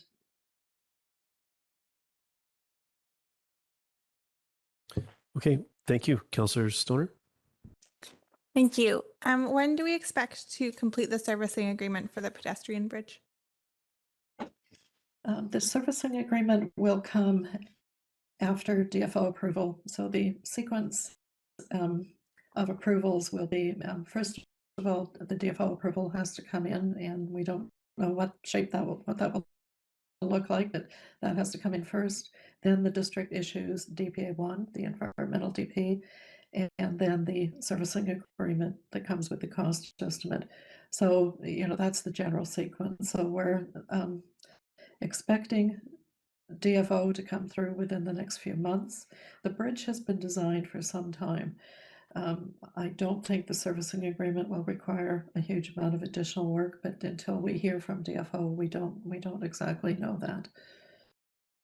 So presumably the servicing agreement will be issued this year, I would say, and BOZA is hoping to get building by the August fisheries window. So the servicing agreement needs to be in place in order for that to proceed. The servicing agreement comes first. Okay, that's helpful. Thank you. And then I think I'll restate an earlier question.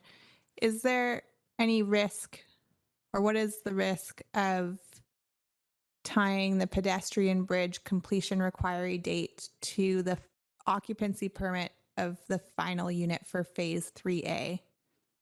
So that puts it on track for the Q4 of 2023. My sense is that there's potential risk there, and that if things don't go as planned, we might have to open up the LDA again. But is that a feasible alternative here? Through the chair, if I could just, sorry, go ahead, Jonas. Maybe I'll respond first, Susan, and then you can correct me if I'm wrong. I think that through you, Mayor, it's an alternative. The only risk is that we're going to have to come back again and get another amendment.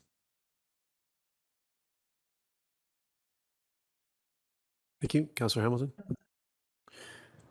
I think this is more for my information than anything. Can you tell me about the security required? What does that mean? Does this mean we have enough money to build the bridge ourselves if the developer doesn't? Or what does that mean? Yes, through the chair, that is exactly what it means. With every project that goes ahead, the security is meant to cover the cost of construction with a contingency amount added. So that's fairly standard, whether you're building a sewer line or a bridge, that's standard practice to take security to make sure you can always complete the work. So just to be absolutely clear on my understanding, so the moment that servicing agreement with the pedestrian bridge is in place, we know that we will be able to complete the pedestrian bridge if the developer stops the project. Is that correct? Yes, that's correct. Thank you. Okay, Council, I think we've gone around a few times, and I'm hoping that I'm going to move the staff recommendation. I'm looking for a seconder. I'll speak to it if it's seconded. Councillor French, thank you. I appreciate the conversation on this topic, and I share Council's. I'm hearing some concern around the table that this happens, that we ensure that the amenities are delivered at all, and then they're delivered in a timely fashion. My concerns personally come from other projects at earlier times where this was a challenge. I don't think that's what's at play here, and I was given some comfort through what we've heard from our staff, not only the details inside the land development agreement and the staff recommendation to amend the land development agreement, but the future actions that the proponent is looking for on other aspects of the site that we'll see at some future date. So I feel comfortable that this is going to happen, that we will receive this amenity as a community, and that there's intent to deliver that. And I also think that the proponent will have heard the urgency around the table and also feels that themselves to get on to other pieces of the project that are less challenging and less entangled in all sorts of orders of government to deliver. So I appreciate the ambition of previous councils to push hard to try to get this amenity delivered this early in the project, and I think there's been a great effort to achieve that, and the situation has been out of the direct control of the proponent and ourselves to achieve that. So I think this amendment is totally appropriate and goes a long way goes extremely far to limit our risk of not receiving the amenities. So I'm supportive, and with that, I'll go to Councillor French. Thanks, Mayor Herford. And in speaking in favor of the staff recommendation, one of the realities of a huge project like this is the creation of it, which is very it's a little bit out there in the early stages, and then reality sets in when things like concrete starts to be poured and storms set back construction, here we are at a point where reality really has set in, and the developer is coming to us to share what the impacts of the realities on the ground are. We have the good fortune of working with a proven developer at this site. And in the world of development over the last 4 years, if there's one thing that I've learned, there are some really good ones out there, and there are some weaker developers out there. We're working with one of the stronger ones on this project. I have a high level of confidence that the changes we're making to the LDA at this point are going to improve things going into the future. And I'm supporting the staff motion with confidence that the direction we're taking is the best one at this point. Thank you, Councillor French. Councillor Stoner. Thank you. At this point, I'd like to put an amendment on the floor for consideration, and that would be that under item A, it read, item 11, completion of the pedestrian bridge be revised to require security with issuance of pedestrian bridge servicing agreement and to require the completion of the bridge prior to issuance of any occupancy permit for, this is the amendment, the final unit in phase 3A. And if that is seconded, I will speak to it. Seconded by Councillor Hamilton. Yep. Go ahead, Councillor Stoner. Yeah, thank you. Through the chair, I appreciate my previous colleagues' comments on this, but I am still hesitant about tying the completion of the pedestrian bridge to phase 4 or any later phase as is presented in the staff report. I think that just provides a fair bit of unknown, especially given the market conditions that we're in. The reality is that prices for lending are going up and things are slowing down. And especially for commercial mixed use buildings, which is the entirety of phase 4, those get harder to secure lending for. The phase 4A in particular is an amenity building that is for residents exclusively. It's not an amenity building for the community.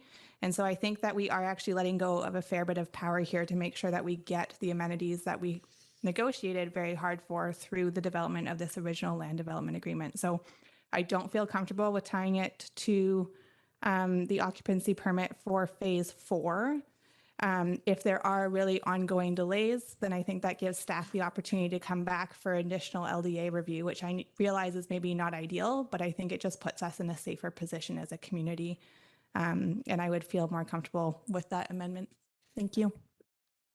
Thank you, Councillor Stoner. Any other comments on the amendment? Go ahead, Councillor Pettingill. Yeah, just sort of tossing this around in my brain because, again, the thing for me is to build that behavior early of using the bridge. So from that perspective, I'd like it as early as possible. But exactly for some of my colleagues' comments, I also have a concern that if we push too hard, we may end up where there's no bridge and none of the commercial. And they just sort of lose the last phase 3 unit, one residential unit, as I understand the language, unless I'm misunderstanding. So I guess that's the concern. Like I would like to end up in a way where we get the bridge as soon as possible, but we also ensure that we have that commercial there. So there's employment right there and services right there to, again, provide additional incentives for people to avoid getting out of their cars. So I'm not quite sure where I am yet. I guess that's what I'm kind of debating right now. Thank you. Other comments on this, on the amendment? Go ahead, Councillor Hamilton. Certainly, because I seconded it, I'll certainly speak to it. This is a complex issue, absolutely. As we drive a developer harder to deliver the amenities earlier, that puts them in a more difficult position financially. I absolutely understand that. I think that from my perspective, it is extremely important that developers follow through on the amenities that they have, that they promise. And I know that no developer wants to go and walk off a site, but that's an unfortunate reality that sometimes happens. I think we need to keep pushing them as much as we can to deliver the amenities as soon as they can.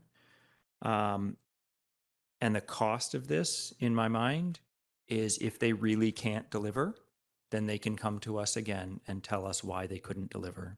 and we can reconsider this again. And I think that's a fairly low bar compared to the potential cost of losing this amenity because we set the timeline too loosely. Thank you. I'll support the amendment. I think I do think we run a risk of being back here to have this discussion again, and our time and energy around this table and staff's time to prepare it and so on is valuable. In this case, I think keeping that pressure on where we do have direct levers is important. In the practical sense, I don't know that this guarantees that anything happens any faster, but let's see where this journey takes us, and I hope that we're not back having this discussion again. However, I recognize that's a higher risk given the motion we're making now, but I will support the amendment. Seeing no other hands to comment on the amendment, we'll call the vote on the amendment. All those in favor? Motion carries unanimously. Back to the main motion as amended. Any other comments on that? Go ahead, Councillor Anderson. Thank you. I'm very glad that we're having this conversation, and I believe it's very important. I cannot help but reflect on where this all started with this bridge back in 2005 when a new property owner came to the sawmill site and the prospect of developing this for high-density residential. And it was at a time of downtown first was the planning priority for downtown, and concern that this might be an isolated subdivision and in fact an extension of the city with commuters and little benefit for downtown. So there was, for those of us that weren't around at that time, the bridge very much came into focus as something essential if we're going to consider the type of development that we're having here. I cannot help, however, but reflect on a similar dilemma for a project just up the road at Scott Crescent, where an active transportation infrastructure is wrapped up in a land development agreement with problematic outcomes for an existing neighborhood, not new residents who may come in at some schedule for this phase or that phase, but for all of Valleycliff. And so I'm pleased to see the attention we are giving to this topic of review and monitoring and careful, diligent attention given to the timing of such an active transportation infrastructure. And I'm also pleased to hear of the cooperation on the part of the developer in this instance, speaking in favor of the recommendations. Thank you. Seeing no other hands, I'll call the question. All those in favor? Motion carries unanimously. Thank you so much. And Council, I think it's been a little over 2 hours. I think we've earned ourselves a break. So we're going to take a 10-minute recess, and we'll be back at 25 after. Thank you. Welcome back, everybody. We are now on to an update on the Queensway lift station failure. I'll turn it over to staff to introduce themselves and the topic. Thank you, Mayor and Council. Good evening. My name is Devin Kinega, municipal engineer. With me is Ben Kinoshenko, utilities manager of Public Works. We're here tonight to present a summary of events that were leading up to and during the January 14th sanitary emergency that we had, and also provide an update on where we are today and where we're going from today. So Ben and I were both on site that day. Ben was incident commander, and I was there to provide technical support. I'd like to also introduce everyone else we have here in the council chambers right now. We have Sarah Bailey, Director of Engineering, who was there providing technical support as well. We have Leslie Douglas, who provided environmental support through the EOC. Jesse Morwood, Capital Projects Manager, who was also at the EOC and whose team is now managing the construction of the replacement manholes. Ryan Donahue, Emergency Programs Manager, who's also at the EOC. And then online, I believe we have James Story, Director of Public Works, who is Incident Commander during the night. And then Craig Milley, Senior Procurement Advisor, who's helping us with the contract procurement. So some background on leading up to the event. In 2018, our sewer master plan made recommendations to perform a condition assessment based on input from staff about deterioration of the sanitary lift station and the inlet manhole at Queensway. So in 2020, we completed a condition assessment of actually 25 sanitary lift stations, and it confirmed Queensway Lift Station was in poor condition, and the inlet manhole was also in very poor condition, and identified it for replacement. The key recommendation was to continue working on works that were already underway. We already had wheels in motion to replace it, and it recommended to continue on with those efforts. So we've gone through the tender process to replace this manhole now 3 times. The first 2 were canceled due to insufficient budget. Now, why was that the case? To put it somewhat bluntly, this was during the pandemic, and we know during the last few years, we've seen significant increases in costs beyond what we've been able to predict. There's a combination of factors. There are supply chain issues, material availability, as well as a very highly competitive labor market, especially at that time. This work is also quite complex, involves some very deep excavations, significant dewatering, and that also reduces the number of eligible contractors for this type of work. So the third time was this year, 2023, and it was actually open at the time when the manhole failed, scheduled to close. The tender was scheduled to close on February 10th. Now that tender has subsequently been canceled, as we are now following a direct source process due to the emergency nature of the work.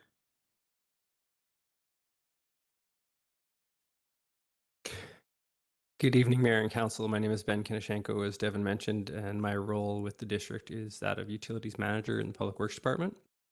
So I'm just going to kind of give you an overview of the fun we had on January 14th and why it was such a challenging situation for us. So the map you see on screen identifies the catchment area for the Queensway Lift Station. It includes all of North Yards, Dentville, RCMP, Downtown, Squamish, or IR24, Hospital Hill, Valleycliff, and Crumpet Woods. So of the district's 25 total lift stations, 13 of them feed through this catchment. And there's also 6 private lift stations that contribute flow. So nearly half of all the district's sanitary sewage flows through this pumping corridor. And it's a single force main that runs from Central Lift Station to Queensway Lift Station, and then is relayed on to the wastewater treatment plant for treatment. Then I'd like to just talk a little bit about the failure mode. So H2S and corrosion in sanitary sewer systems occurs because hydrogen sulfide is produced in the absence of oxygen in sewer systems. So bacteria growing on pipe walls consume oxygen preferentially, but once it's depleted, they actually have the ability to switch their metabolic pathway to use sulfur in the form of sulfate and sulfide for respiration. This creates an environment where hydrogen sulfide and sulfuric acid are created as a byproduct of bacterial cell growth. And these chemicals attack and corrode concrete and metal. The concrete at the bottom of the deep manhole, which is 5 meters deep and below the water table, corroded to the point where hydraulic pressure on the outside broke through the structure of the manhole and allowed groundwater and sediment to enter the manhole and the lift station.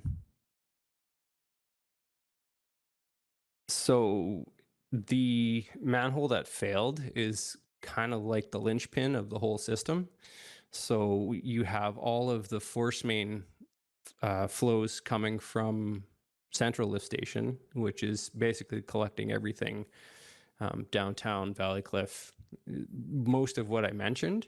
And well, before the manhole failed, it was conveying it into that manhole and then into the lift station, but it was also picking up gravity flows from the industrial park in North Yards.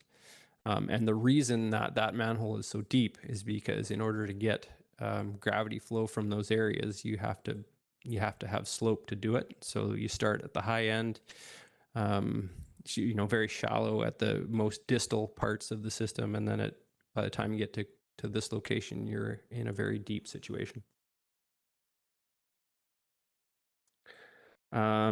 So before the January 14th failure, we became aware of some underground rumblings.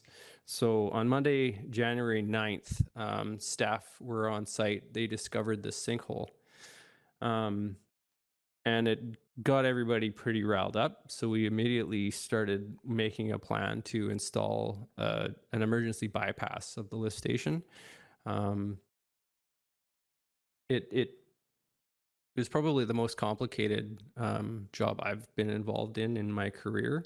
So we immediately organized 4 different specialty contractors to help us install the necessary pipe and valves to shuttle flows from downtown using vacuum trucks and tanker trucks. And we even brought in a specialty contractor that was looking at injecting grout and or foam to try to shore up the manhole to slow down the leak. And we involved a geotechnical engineer as well to help keep crews safe because we were working around ever-changing sinkhole conditions in the area. So during the first few days after the sinkhole was discovered, we did successfully install a portion of the bypass, which included a hot tap, shoring, and trenching. And we even engaged an engineer to model bypass hydraulics to determine whether or not it would allow us to effectively convey the flow we needed to convey. Construction to complete the bypass installation was planned, scheduled, and communicated publicly for the evening of January 14th. And the reason we usually do this type of work as night work is because this is when the flows are the lowest. We know we're going to have to shut down Central Lift Station, so we knew from previous experience that we could use vacuum trucks to shuttle that wastewater to buy us more time to actually do the work.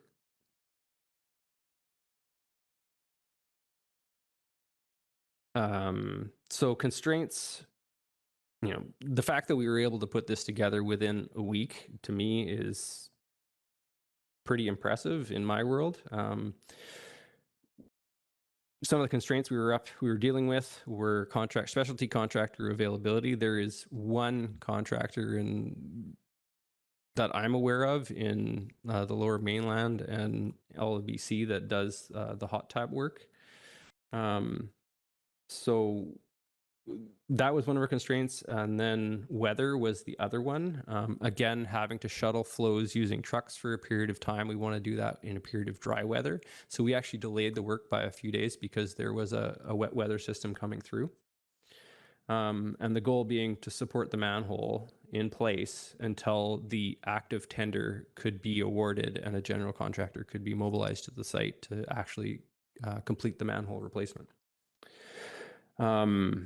And the bypass was going to be there essentially to enable the contractor once brought on board to replace the manhole, but also as a backup in case the manhole did fail. So the manhole did fail catastrophically on the morning of January 14th, about 5 or 6 a.m., approximately 14 hours before we were scheduled to actually install the emergency bypass. So we just didn't quite make it. The yellow circle up in the photo on the left shows where the side of the manhole collapsed. You can see inside the manhole. You're not supposed to be able to. A lot of sand and gravel and debris, logs, you name it, made its way in through that manhole into the Queensway lift station. Damaged our lift station pumps. It was then subsequently pumped to the wastewater treatment plant where it damaged our fine screens. Amazingly and miraculously, Central Lift Station was still able to pump through the broken manhole at that time for several more hours. And Queensway Lift Station was still able to keep pumping even though it was had a lot of grit that it was dealing with. The photo on the right is actually taken from a pipe at the wastewater treatment plant, just showing some of the clogging that we had due to grit buildup. So we went into full emergency response mode. We knew that if the manhole failed, we knew that the manhole probably was going to fully collapse and clog. And but we also knew that we're coming into the highest period. Diurnally, flows throughout the day are highest right in that morning rush. People wake up Saturday morning, they're cooking, showering, so on and so forth.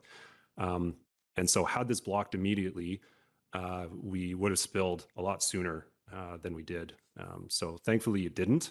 However, we knew we were coming into that high flow period. So.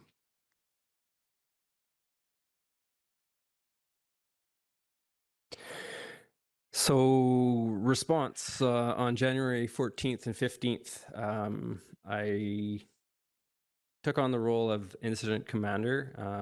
We designated 3 sites for the event. We were managing the Queensway Lift Station site, which you can see pictured here, Central Lift Station, which is down at the foot of Main Street on Bridge Pond, and then the wastewater treatment plant as well, as it had been impacted and staff were working there as well. Our main priorities for response initially was to gain situational awareness and kind of do a quick damage assessment, work safely, mobilize staff and contractors to reestablish conveyance and treatment capacity, manage the traffic impacts around the Queensway Lift Station through the industrial park, and try to avoid causing property damage and or environmental damage. So the good in that was we had contractors scheduled and they were almost ready to go for that evening. Had we already not had those people in place, they may not have been available for another day or more, depending on where in the province they happened to be working.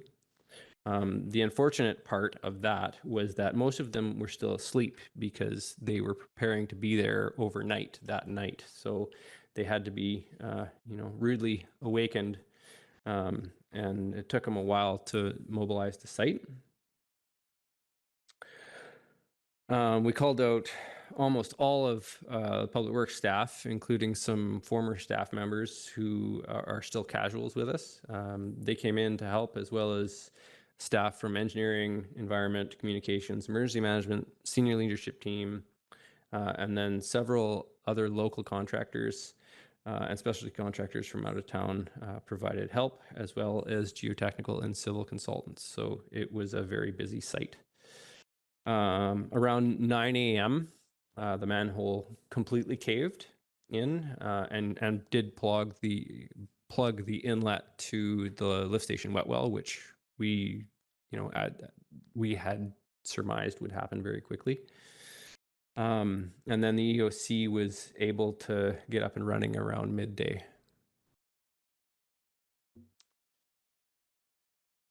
So as levels were rising, we realized the trucks were still on their way. That's when we reached out using the Squamish Alert app to request people to reduce their usage. So obviously we had a lot to tackle in any emergency right away. From staffing, safety, communications, the list goes on. Each task had its own set of subtasks.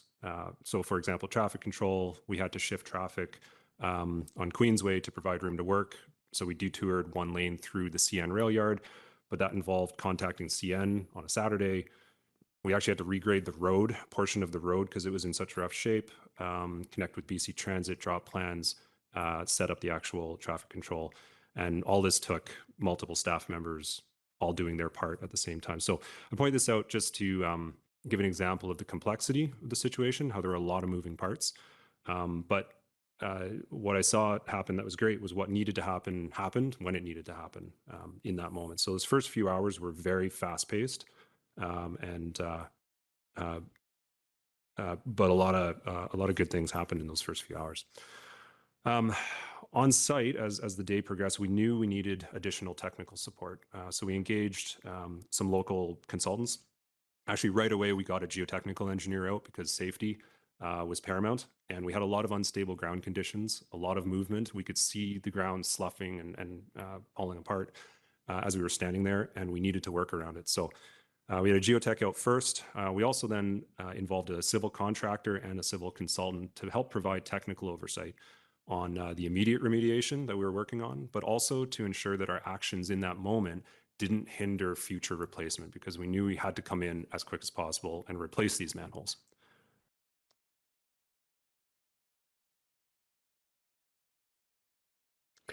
So part of the issue was that the failure occurred during the highest flow rates periods of the day. So we have diurnal flows. Usually we see the biggest peak in the morning and then another peak in the evening when people are showering and washing and cooking and are at home generally using more water. And then we had the compounding issue where vacuum trucks were not immediately available to us. They had to come up from the city.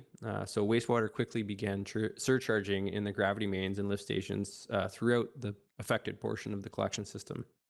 To the point where once we had trucks on site and they began hauling, they were not able to keep up with flows. It was unfortunate, but there were a couple of private properties that did experience flooding. By the time the fleet of vacuum trucks were finally on site and shuttling wastewater via tanker trucks, trucking of the wastewater continued through the night. So in total, we had 11 trucks running nonstop for more than 16 hours just to create that trucking pipeline. And a note that the EOC was activated by early afternoon. They provided key support, including communications, environmental support, forward planning, as well as meals for staff. So environmental impacts, you see here the red circle was the point of diversion into Bridge Pond, and then you've got a blue line representing the flow of Bridge Pond through to the tide gates on 3rd Avenue. We essentially reviewed every option we could think of in the very short time period that we had to make these decisions. I think all told, we may have had 3 or 4 hours to go to up to this point to do all this work and make these decisions. So ultimately, we chose to direct flows from Central Lift Station into Bridge Pond, just to avoid potential impacts to other areas of the community if wastewater was not diverted at this point. So it was kind of either choose one point of diversion or potentially up to 13. So the decision was made based on Incident Command System and EOC, Emergency Operations Center, operational principles that hold public safety as the #1 priority when responding to these types of events. Property damage, displacement of population, and public health impacts due to a large volume wastewater flood in the downtown area would have been significant. This location was chosen because it provided opportunity for significant dilution. We avoided discharging and flooding multiple lift stations in multiple areas of the community, potentially involving multiple waterways, and provided the highest level of protection for the public. And the infrastructure was already in place to facilitate lift station maintenance. And this is infrastructure that we put in place at all of our reconstructed and new lift stations is a bypass port, which allows us to pump around the lift station so we can take it down for maintenance. Staff were certain that hundreds of homes in the downtown area would have experienced sanitary sewage flooding if we did not divert flows. We waited as long as we could. So we diverted flows from the front of Central Lift Station into Bridge Pond directly across from the dike. Approximately 1.6 million liters of wastewater was discharged to the environment. Bridge Pond itself is controlled by the tide gates on 3rd Avenue. The gates are typically closed during high tide to provide storage for stormwater in wet weather events so that we don't flood areas of downtown. So following the event, staff held the gates open through multiple high tide cycles to promote flushing of the watercourse.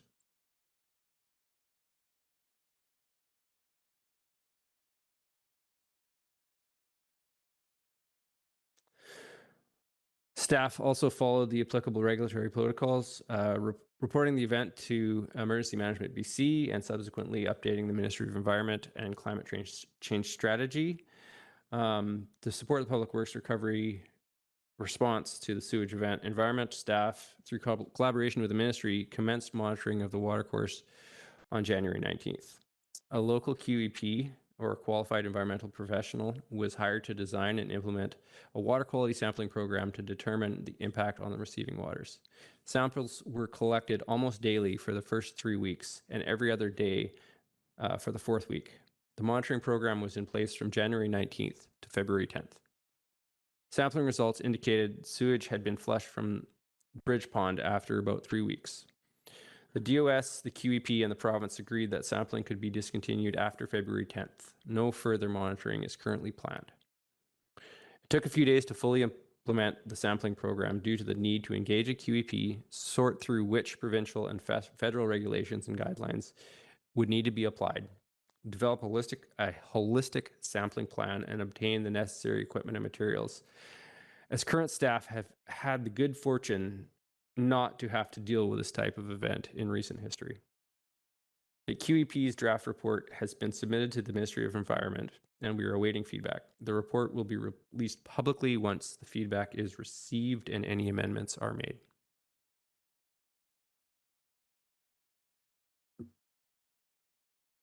Okay, so there are currently 2 bypass systems in place.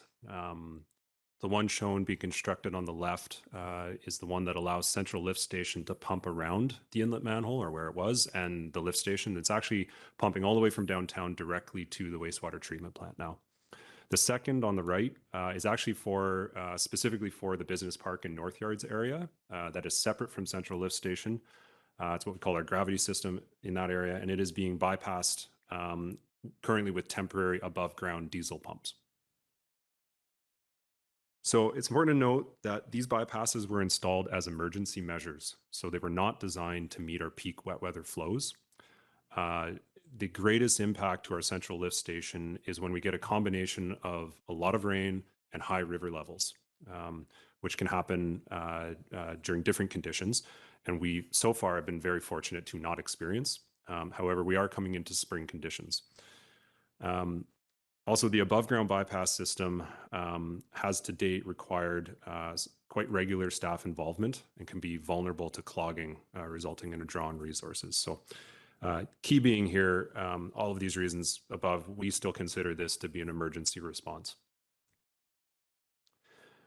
So with the bypass installed, we can look at replacing this manhole and getting Queensway Lift Station up and running. I should point out the bypass was installed and up and running as of the morning of January 15th after working through the night. So everything we've done going forward now is either refining that bypass, but mostly getting this manhole replaced. It is a really complex project. It's got, like I said before, deep excavations, extensive dewatering, a lot of nearby infrastructure that could be impacted. And it's not a typical excavation. It's not where we can't just walk up an excavator and dig and put the thing in. It's 6 meters plus deep. Groundwater level is about 1-2 meters below surface. So you picture all that water trying to come into your excavation. It requires, as you see in the photo, some very significant size sheet piles that are not normally not something we would normally see on a typical excavation in town. We also need to clean out the grit that got into Queensway Lift Station. It is full of grit. There's literally logs floating in it right now, as well as cobbles, rocks of all different sizes. And to get in is quite a significant challenge, actually, because WorkSafe BC requirements to get into confined spaces of this nature are quite onerous. So that's another challenge we're facing. Now, because the original design relied on the old manhole still being there, we've had to update our design. Now, this is actually maybe a silver lining in a way, because it's given us the opportunity to rethink how we do this a little bit and to tweak it to try and further engineer out that amount of H2S that will be stripped out and that this station in the future is going to see. So there are some, if you want to call them, benefits to this, the situation we're in. But the key here is the process has taken extensive collaboration between our civil consultant, our civil contractor, and the district to ensure that we get the design we want and that we know will perform, while also making sure it's actually can be built. Because you can draw lines on a map or on a drawing, but it doesn't always mean you can actually build the thing. So there's been a lot of collaboration. And due to this being an emergency, a direct award contract is justified supported by procurement staff, the CFO, and CAO. Work has started. As of right now, the contractor is installing sheet piles, which will allow them to dewater and then complete the excavation. We anticipate it's going to take about 4 months before we can recommission Queensway Lift Station fully. So that puts us at about early July. We've engaged Gravity Construction, which I'll note is not a local contractor. We did this because of recent experience we've had working with them on the industrial way oil grit separator, which involved a very similar type of excavation, deep, lots of dewatering. It was in the same similar part of town as in the business park. So we have the confidence that they can do this work. And lost my space, sorry. Yeah, we have the confidence that they can do this work. And we also knew that they had specialized equipment in town and could mobilize quickly. Now, the contract award value is $1,771,000, primarily including, and that primarily includes the construction of the new inlet manholes, operation of the temporary bypasses, altering the temporary bypasses to accommodate these WorkSafe BC requirements, to allow us to enter the station and remove the debris. And also on their scope is removing the debris from Queensway Lift Station. So going forward, 2023, we need to construct these new influent manholes. We need to remove the grit or the debris from the station. We need to repair our pumps and our treatment plant and equipment. We also need to inspect the wet well. This is an opportunity to go in and inspect. And then we need to recommission Queensway Lift Station. We also need to inspect Queensway force main because we put a lot of debris into that force main, and we may need to be going back to clean that out as well. We also still need to formally compile our lessons learned from our emergency response and the EOC activation for future learning.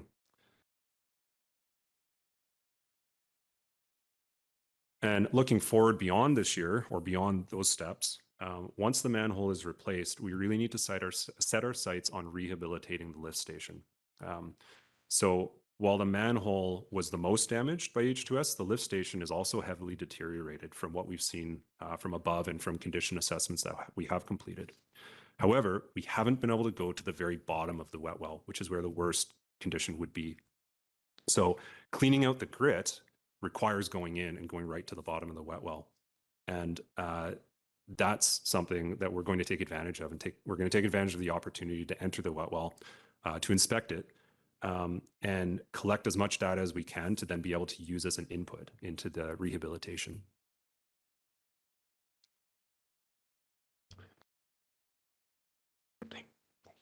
Lastly, I just wanted to give a heartfelt thank you to staff, local contractors that were involved. We had numerous members of the public and local contractors contact us during this event to offer help. We begged, borrowed, and stole parts and equipment from various businesses. So we didn't steal. Thank you, Devin. We promise to pay them back later.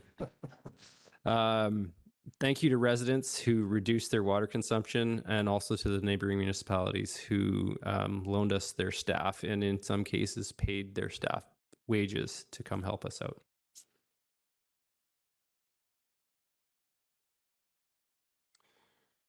So recommendation is that council receive the Queensway Lift Station failure report as presented today at the regular business meeting for information. And we welcome any questions. Thank you so much for the presentation. Council, questions? Go ahead, Councillor Pettingill. Yeah, thanks.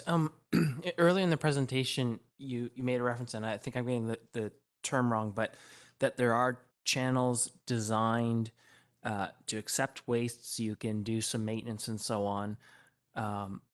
I think that's what I heard, but then we also saw the channel that's there for that purpose. I thought it was just there's so much volume, and that was the issue. Like normally this would be sort of a normal maintenance tool, and you would put some flow in there. I didn't quite understand, and from the expression, maybe I misheard.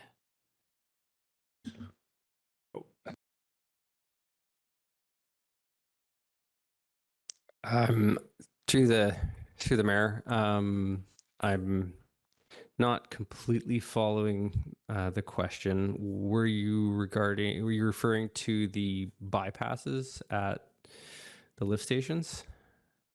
The existing bypasses? Possibly. I guess I think it came up when we had that diagram of the red dot and the blue line. And my understanding of when you're making a presentation was that this is sort of meant to help us do maintenance in some cases. And so did I misunderstand that? Or is this, it was just so much volume here that. So through the mayor, I think I understand the question now. So we don't have a picture of it, but what I was referring to is we do have some valving and hose ports at some of our lift stations that have been installed to facilitate maintenance. So Central Lift Station has one such installation. Queensway Lift Station had such an installation. Problem was the manhole would have been the suction point for the pump. So when the manhole collapsed, it essentially rendered the bypass at that location impossible. And that was why we actually had to construct an additional bypass. Can I add one point to that? So that was if we were to bypass the lift station. However, what's really good is that we had that discharge point called a pig port. We can load it's called a pig. It's a big foam cylinder that you fire through the force main to clean it out. What we were able to do, and it's also a discharge point if we were to bypass the station itself, because the inlet manhole failed. Eventually what we were able to do through the night was actually repipe it so the force main was no longer going into that manhole and it just went directly into the pig port or into the bypass discharge. So we were able to utilize half of the bypass system in that case, and that's what we're using today. Okay, thank you. And I guess my other question was just around the lessons learned, and the slides did touch on we're going to be doing still some EOC lessons learned. And I also want to say, like, thank you so much to staff for the incredible effort that was done on this. It's really quite amazing. And from a council perspective, I'm just trying to understand forward looking, where should we be learning something, adjusting, improving? What I've taken so far from, and maybe there's more analysis to happen yet, but that the master plans are solid in terms of we identify that this was an issue, need replacement, that work had started. The gap was keeping up with the recent escalations in prices, and that's sort of the key learning from that piece. Is that accurate, or are there other things that we should be thinking about? Or do we know yet that's still work to be done? I would say that's accurate. I'll open it to, yeah, I would say that is correct. Yeah. Thank you. Councillor Stoner? Thank you. Through the chair, I have two questions. The first is related to the slide. So the environmental operations protocol for the environmental monitoring required referral and coordination with the province and the federal government, but I didn't hear any reference to Squamish Nation. I'm just curious, does the onus of that then fall on the province to refer to Squamish Nation, or where is the responsibility to coordinate with Squamish Nation on this sort of project? Through the mayor, sorry, we didn't have that in the presentation, but we did reach out to Squamish Nation during the event. I believe the EOC did that, and they declined to comment or to get involved. Fantastic. Thank you. I thought it was part of our EOC operation, so happy to hear that was followed through on. Similar to Councillor Pettingill, thank you for the presentation. Thank you for all the work that went into this. I don't think any of us ever want to be in this situation again. And it's not where we ever intended to be. So my next questions are around how we avoid getting there. And I think you kicked off the presentation with saying that we had put this to tender in 2021, 2022, and then here we are in 2023. And as I went back to those budgets, the line item for that project budget was 1.4 in 2021, and then 1.4 again in 2022, and then 1.4 again in 2023. So I'm curious why we didn't escalate the estimate of that project cost if the tenders were not coming in within the original estimate. I can take a stab at it. if you don't mind. I'll look over my shoulder if I'm really floundering. Through the chair, I believe what happened was in the second year that the project was tendered, they actually kept the budget the same but reduced the scope. Is that correct? So, but surprisingly, what came back was, even though that was done, all of the prices were still well over budget.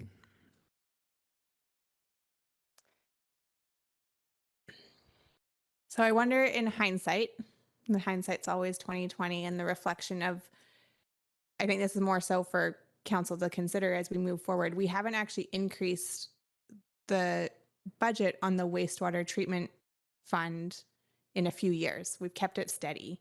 Part of that was because we were conducting the asset management plan. But if I go back and read the budget from 2021, it says 2%. The master plan suggests 2% of capital should be going into repair and maintenance, which to me, reading it now, seems really low. And so I'm wondering if staff can just think about how, or comment on how we might consider this in a forthcoming budget, and the balance that we have between the real constraints of budgeting and not wanting to increase in the pressures on our budget versus what we're actually seeing in terms of the quality, the lifespan in our sewer system.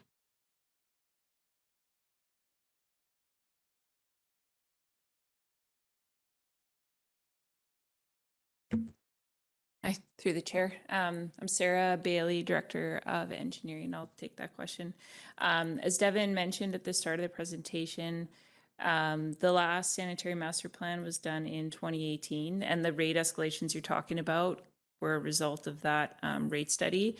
The question particularly about the budget per project, we're often guided, not often, we are guided by consultants' estimates, and we have noticed in the last number of years those have been inconsistent, and that's what we rely on for determining our budget. So the sanitary master plan is due to be updated next year, I believe.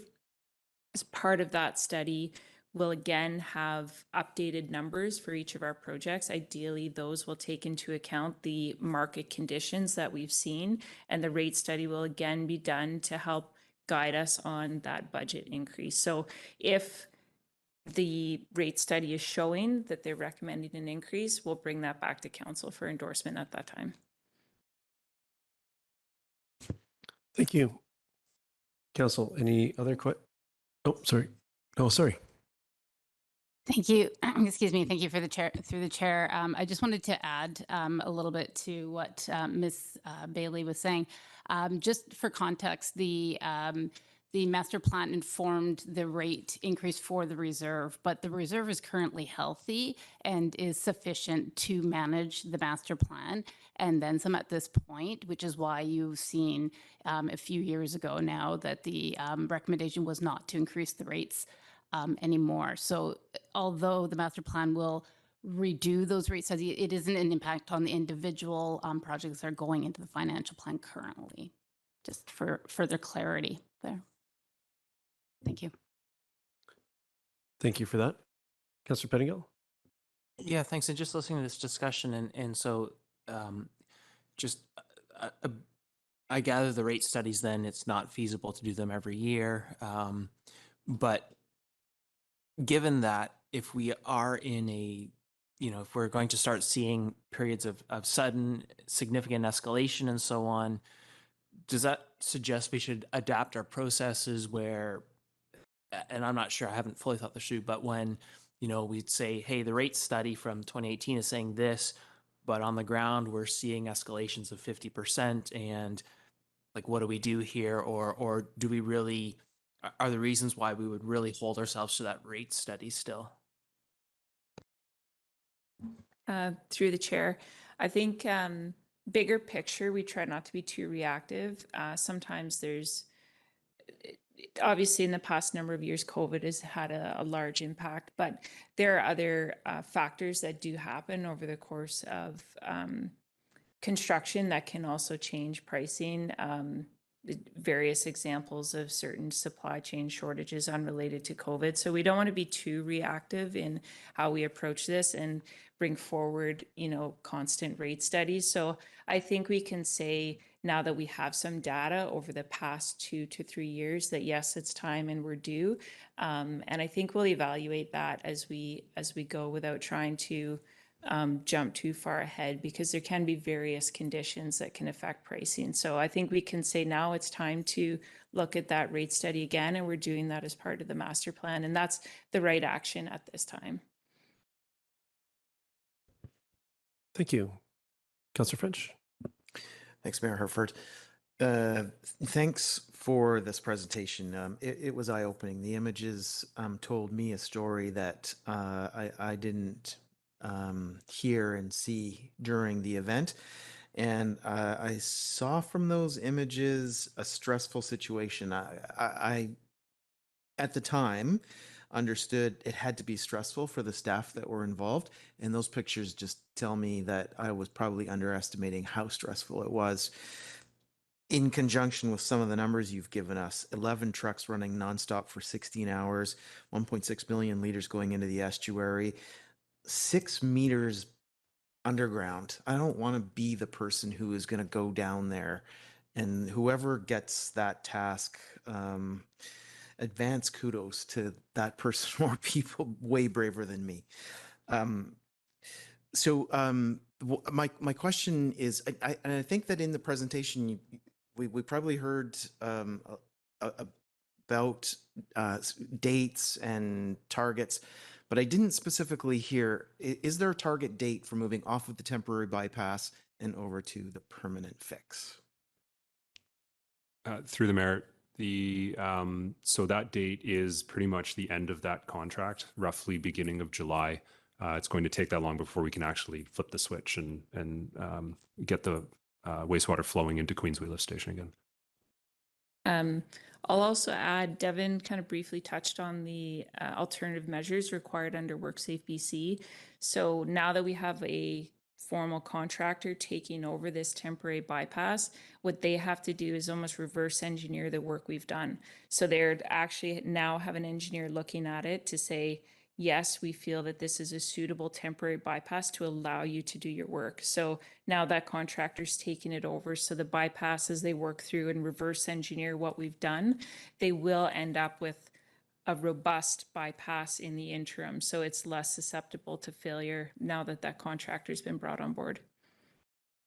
Great, thanks. Thank you. Other questions, Council?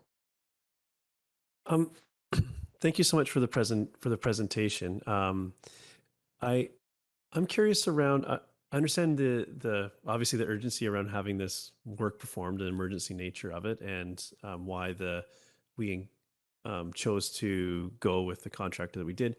How was the budget arrived at for that, given just the compressed timeline? And that piece was sort of the budgeting in general is sort of a contributing factor to being here in the first place. I'm just curious what happens or what's the protocol around establishing what a fair price is for an emergency repair. Through the mayor. Yeah, so as Devin mentioned, this was quite a collaborative process with the contractor. Devin and Ben were working really hard on the design to try and value engineer what we could. How the design came about was a multitude of different collaborations based on material availability. What could we get? That was part of the reason in determining the size of the manhole that went back in. Because this is a special product that will be lined, so much less susceptible to that corrosion. As far as the budget, I was looking at the numbers that were coming in and looking at their detailed breakdown and looking at the background to sort of sense check that pricing. I've got experience and can do that. They were ultimately in the driving seat because of the nature of the emergency to let us know what the cost would be. To that note, we still don't have all the costs. We don't have all the costs of the day tabulated yet to bring to you, and that's the cost. What you haven't seen yet is the cost of the vac trucks, the consultants we had on board that day, the excavators. So there's still a piece of that puzzle that we were not ready yet to present, and still more costs I expect on top of that 1.7 million pricing that still, as we're working through this, and we still don't have costs for all availability. But determining the budget was more so looking at the contractor's estimation that they were bringing forward and reviewing that based on my experience. Okay, thank you. Council, any further questions? Otherwise, we're looking for a motion to receive the report, I believe. Yes. Moved by Councillor Hamilton, seconded by Councillor Greenlaw. Would you like to speak to it? Yeah, thank you. Thank you, Mayor. This was not what any of you wanted at all. I'm sure that is not how you wanted to spend the evening of January 14th. I echo Councillor French's comments about the immense stress that must have been created on that evening. I tried to, looking at those images, thought of how the number of decisions that you needed to make in a very short period of time is very challenging. So thank you very much for all the work you put in, and thank you to the community for coming forward and helping with this. I really think it's important for us as a council to look at how we can prevent ourselves from having this type of emergency, putting you in this situation again, because it seems to me like this is really a question of choosing where we spend our money. And I think that it's very important that we choose to spend our money on our core services, make sure that we are well in tune to stand on firm ground with no sinkholes, so that we can move forward and build an effective community. Thanks. Thank you.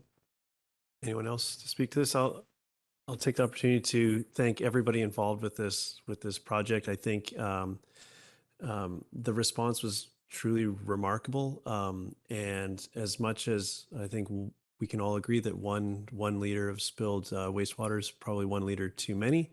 However, in this situation, the level of preparedness to actually take this on is truly remarkable. And this incident could have continued, in my mind, for a week or more if that pre-design work for the bypass and the plan for the trucks and knowing and the research into which very specialized contractors would be required, never mind their availability to perform said work. So I think the response has been was great, and I look forward to sort of the final conclusion of this all getting back and running as per normal.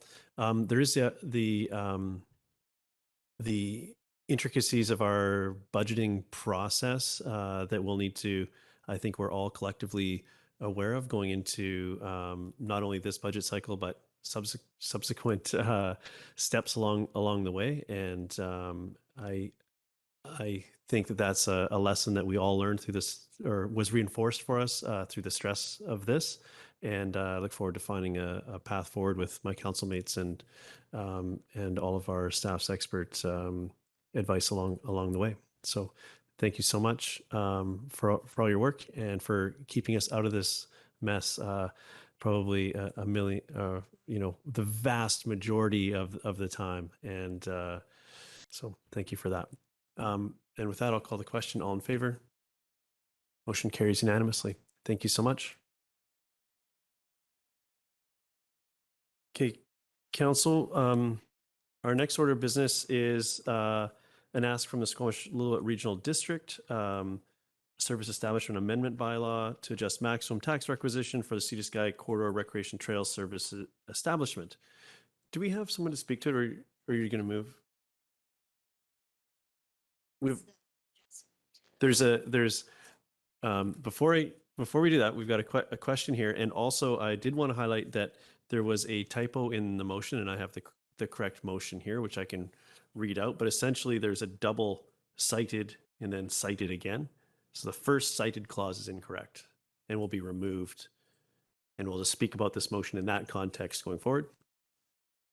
It's a clerical issue. It doesn't change the intent at all. Sorry. Yes, go ahead, Councillor French.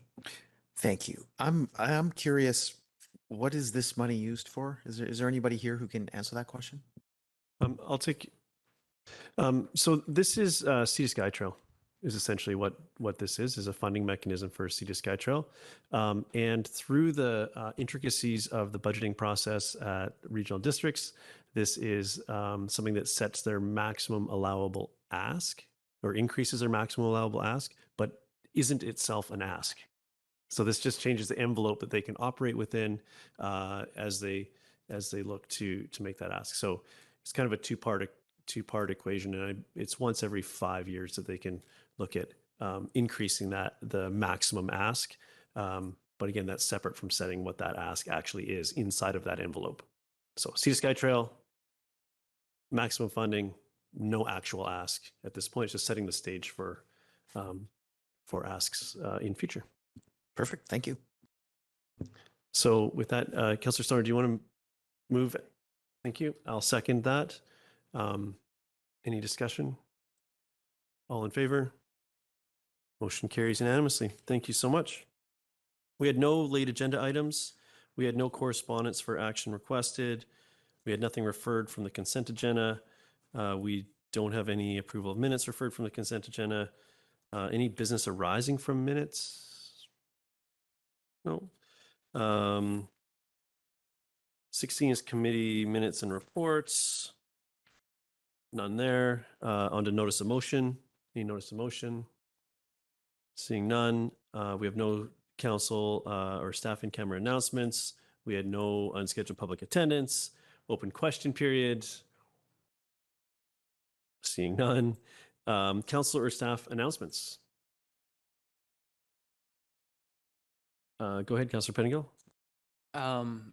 So two things, and I'm a bit scared of the second one because I keep on talking about things that other people want to talk about. So if I start talking about something that you wanted to bring up, just wave at me and I'll back off. But I got a notice, and I don't know a lot of the details, but there's an art show and sale at West Winds, which looks quite intriguing. It's this weekend. I think it's 10 to 3 each day. So I'm sort of looking forward to checking that out and seeing what's there. I mean, there's sort of like a neat little art walk through the building, and so I have a sense that this is going to be kind of neat and feature a lot of good local art. So I'm looking forward to that. The other thing I've been attending is, I think everyone on council, the Garibaldi Estates discussion groups, and it's been some really good discussion. Great to see, council, staff, the community talking, listening, coming up with ideas of how we tackle some of our community's biggest challenges. And so I appreciate that discussion.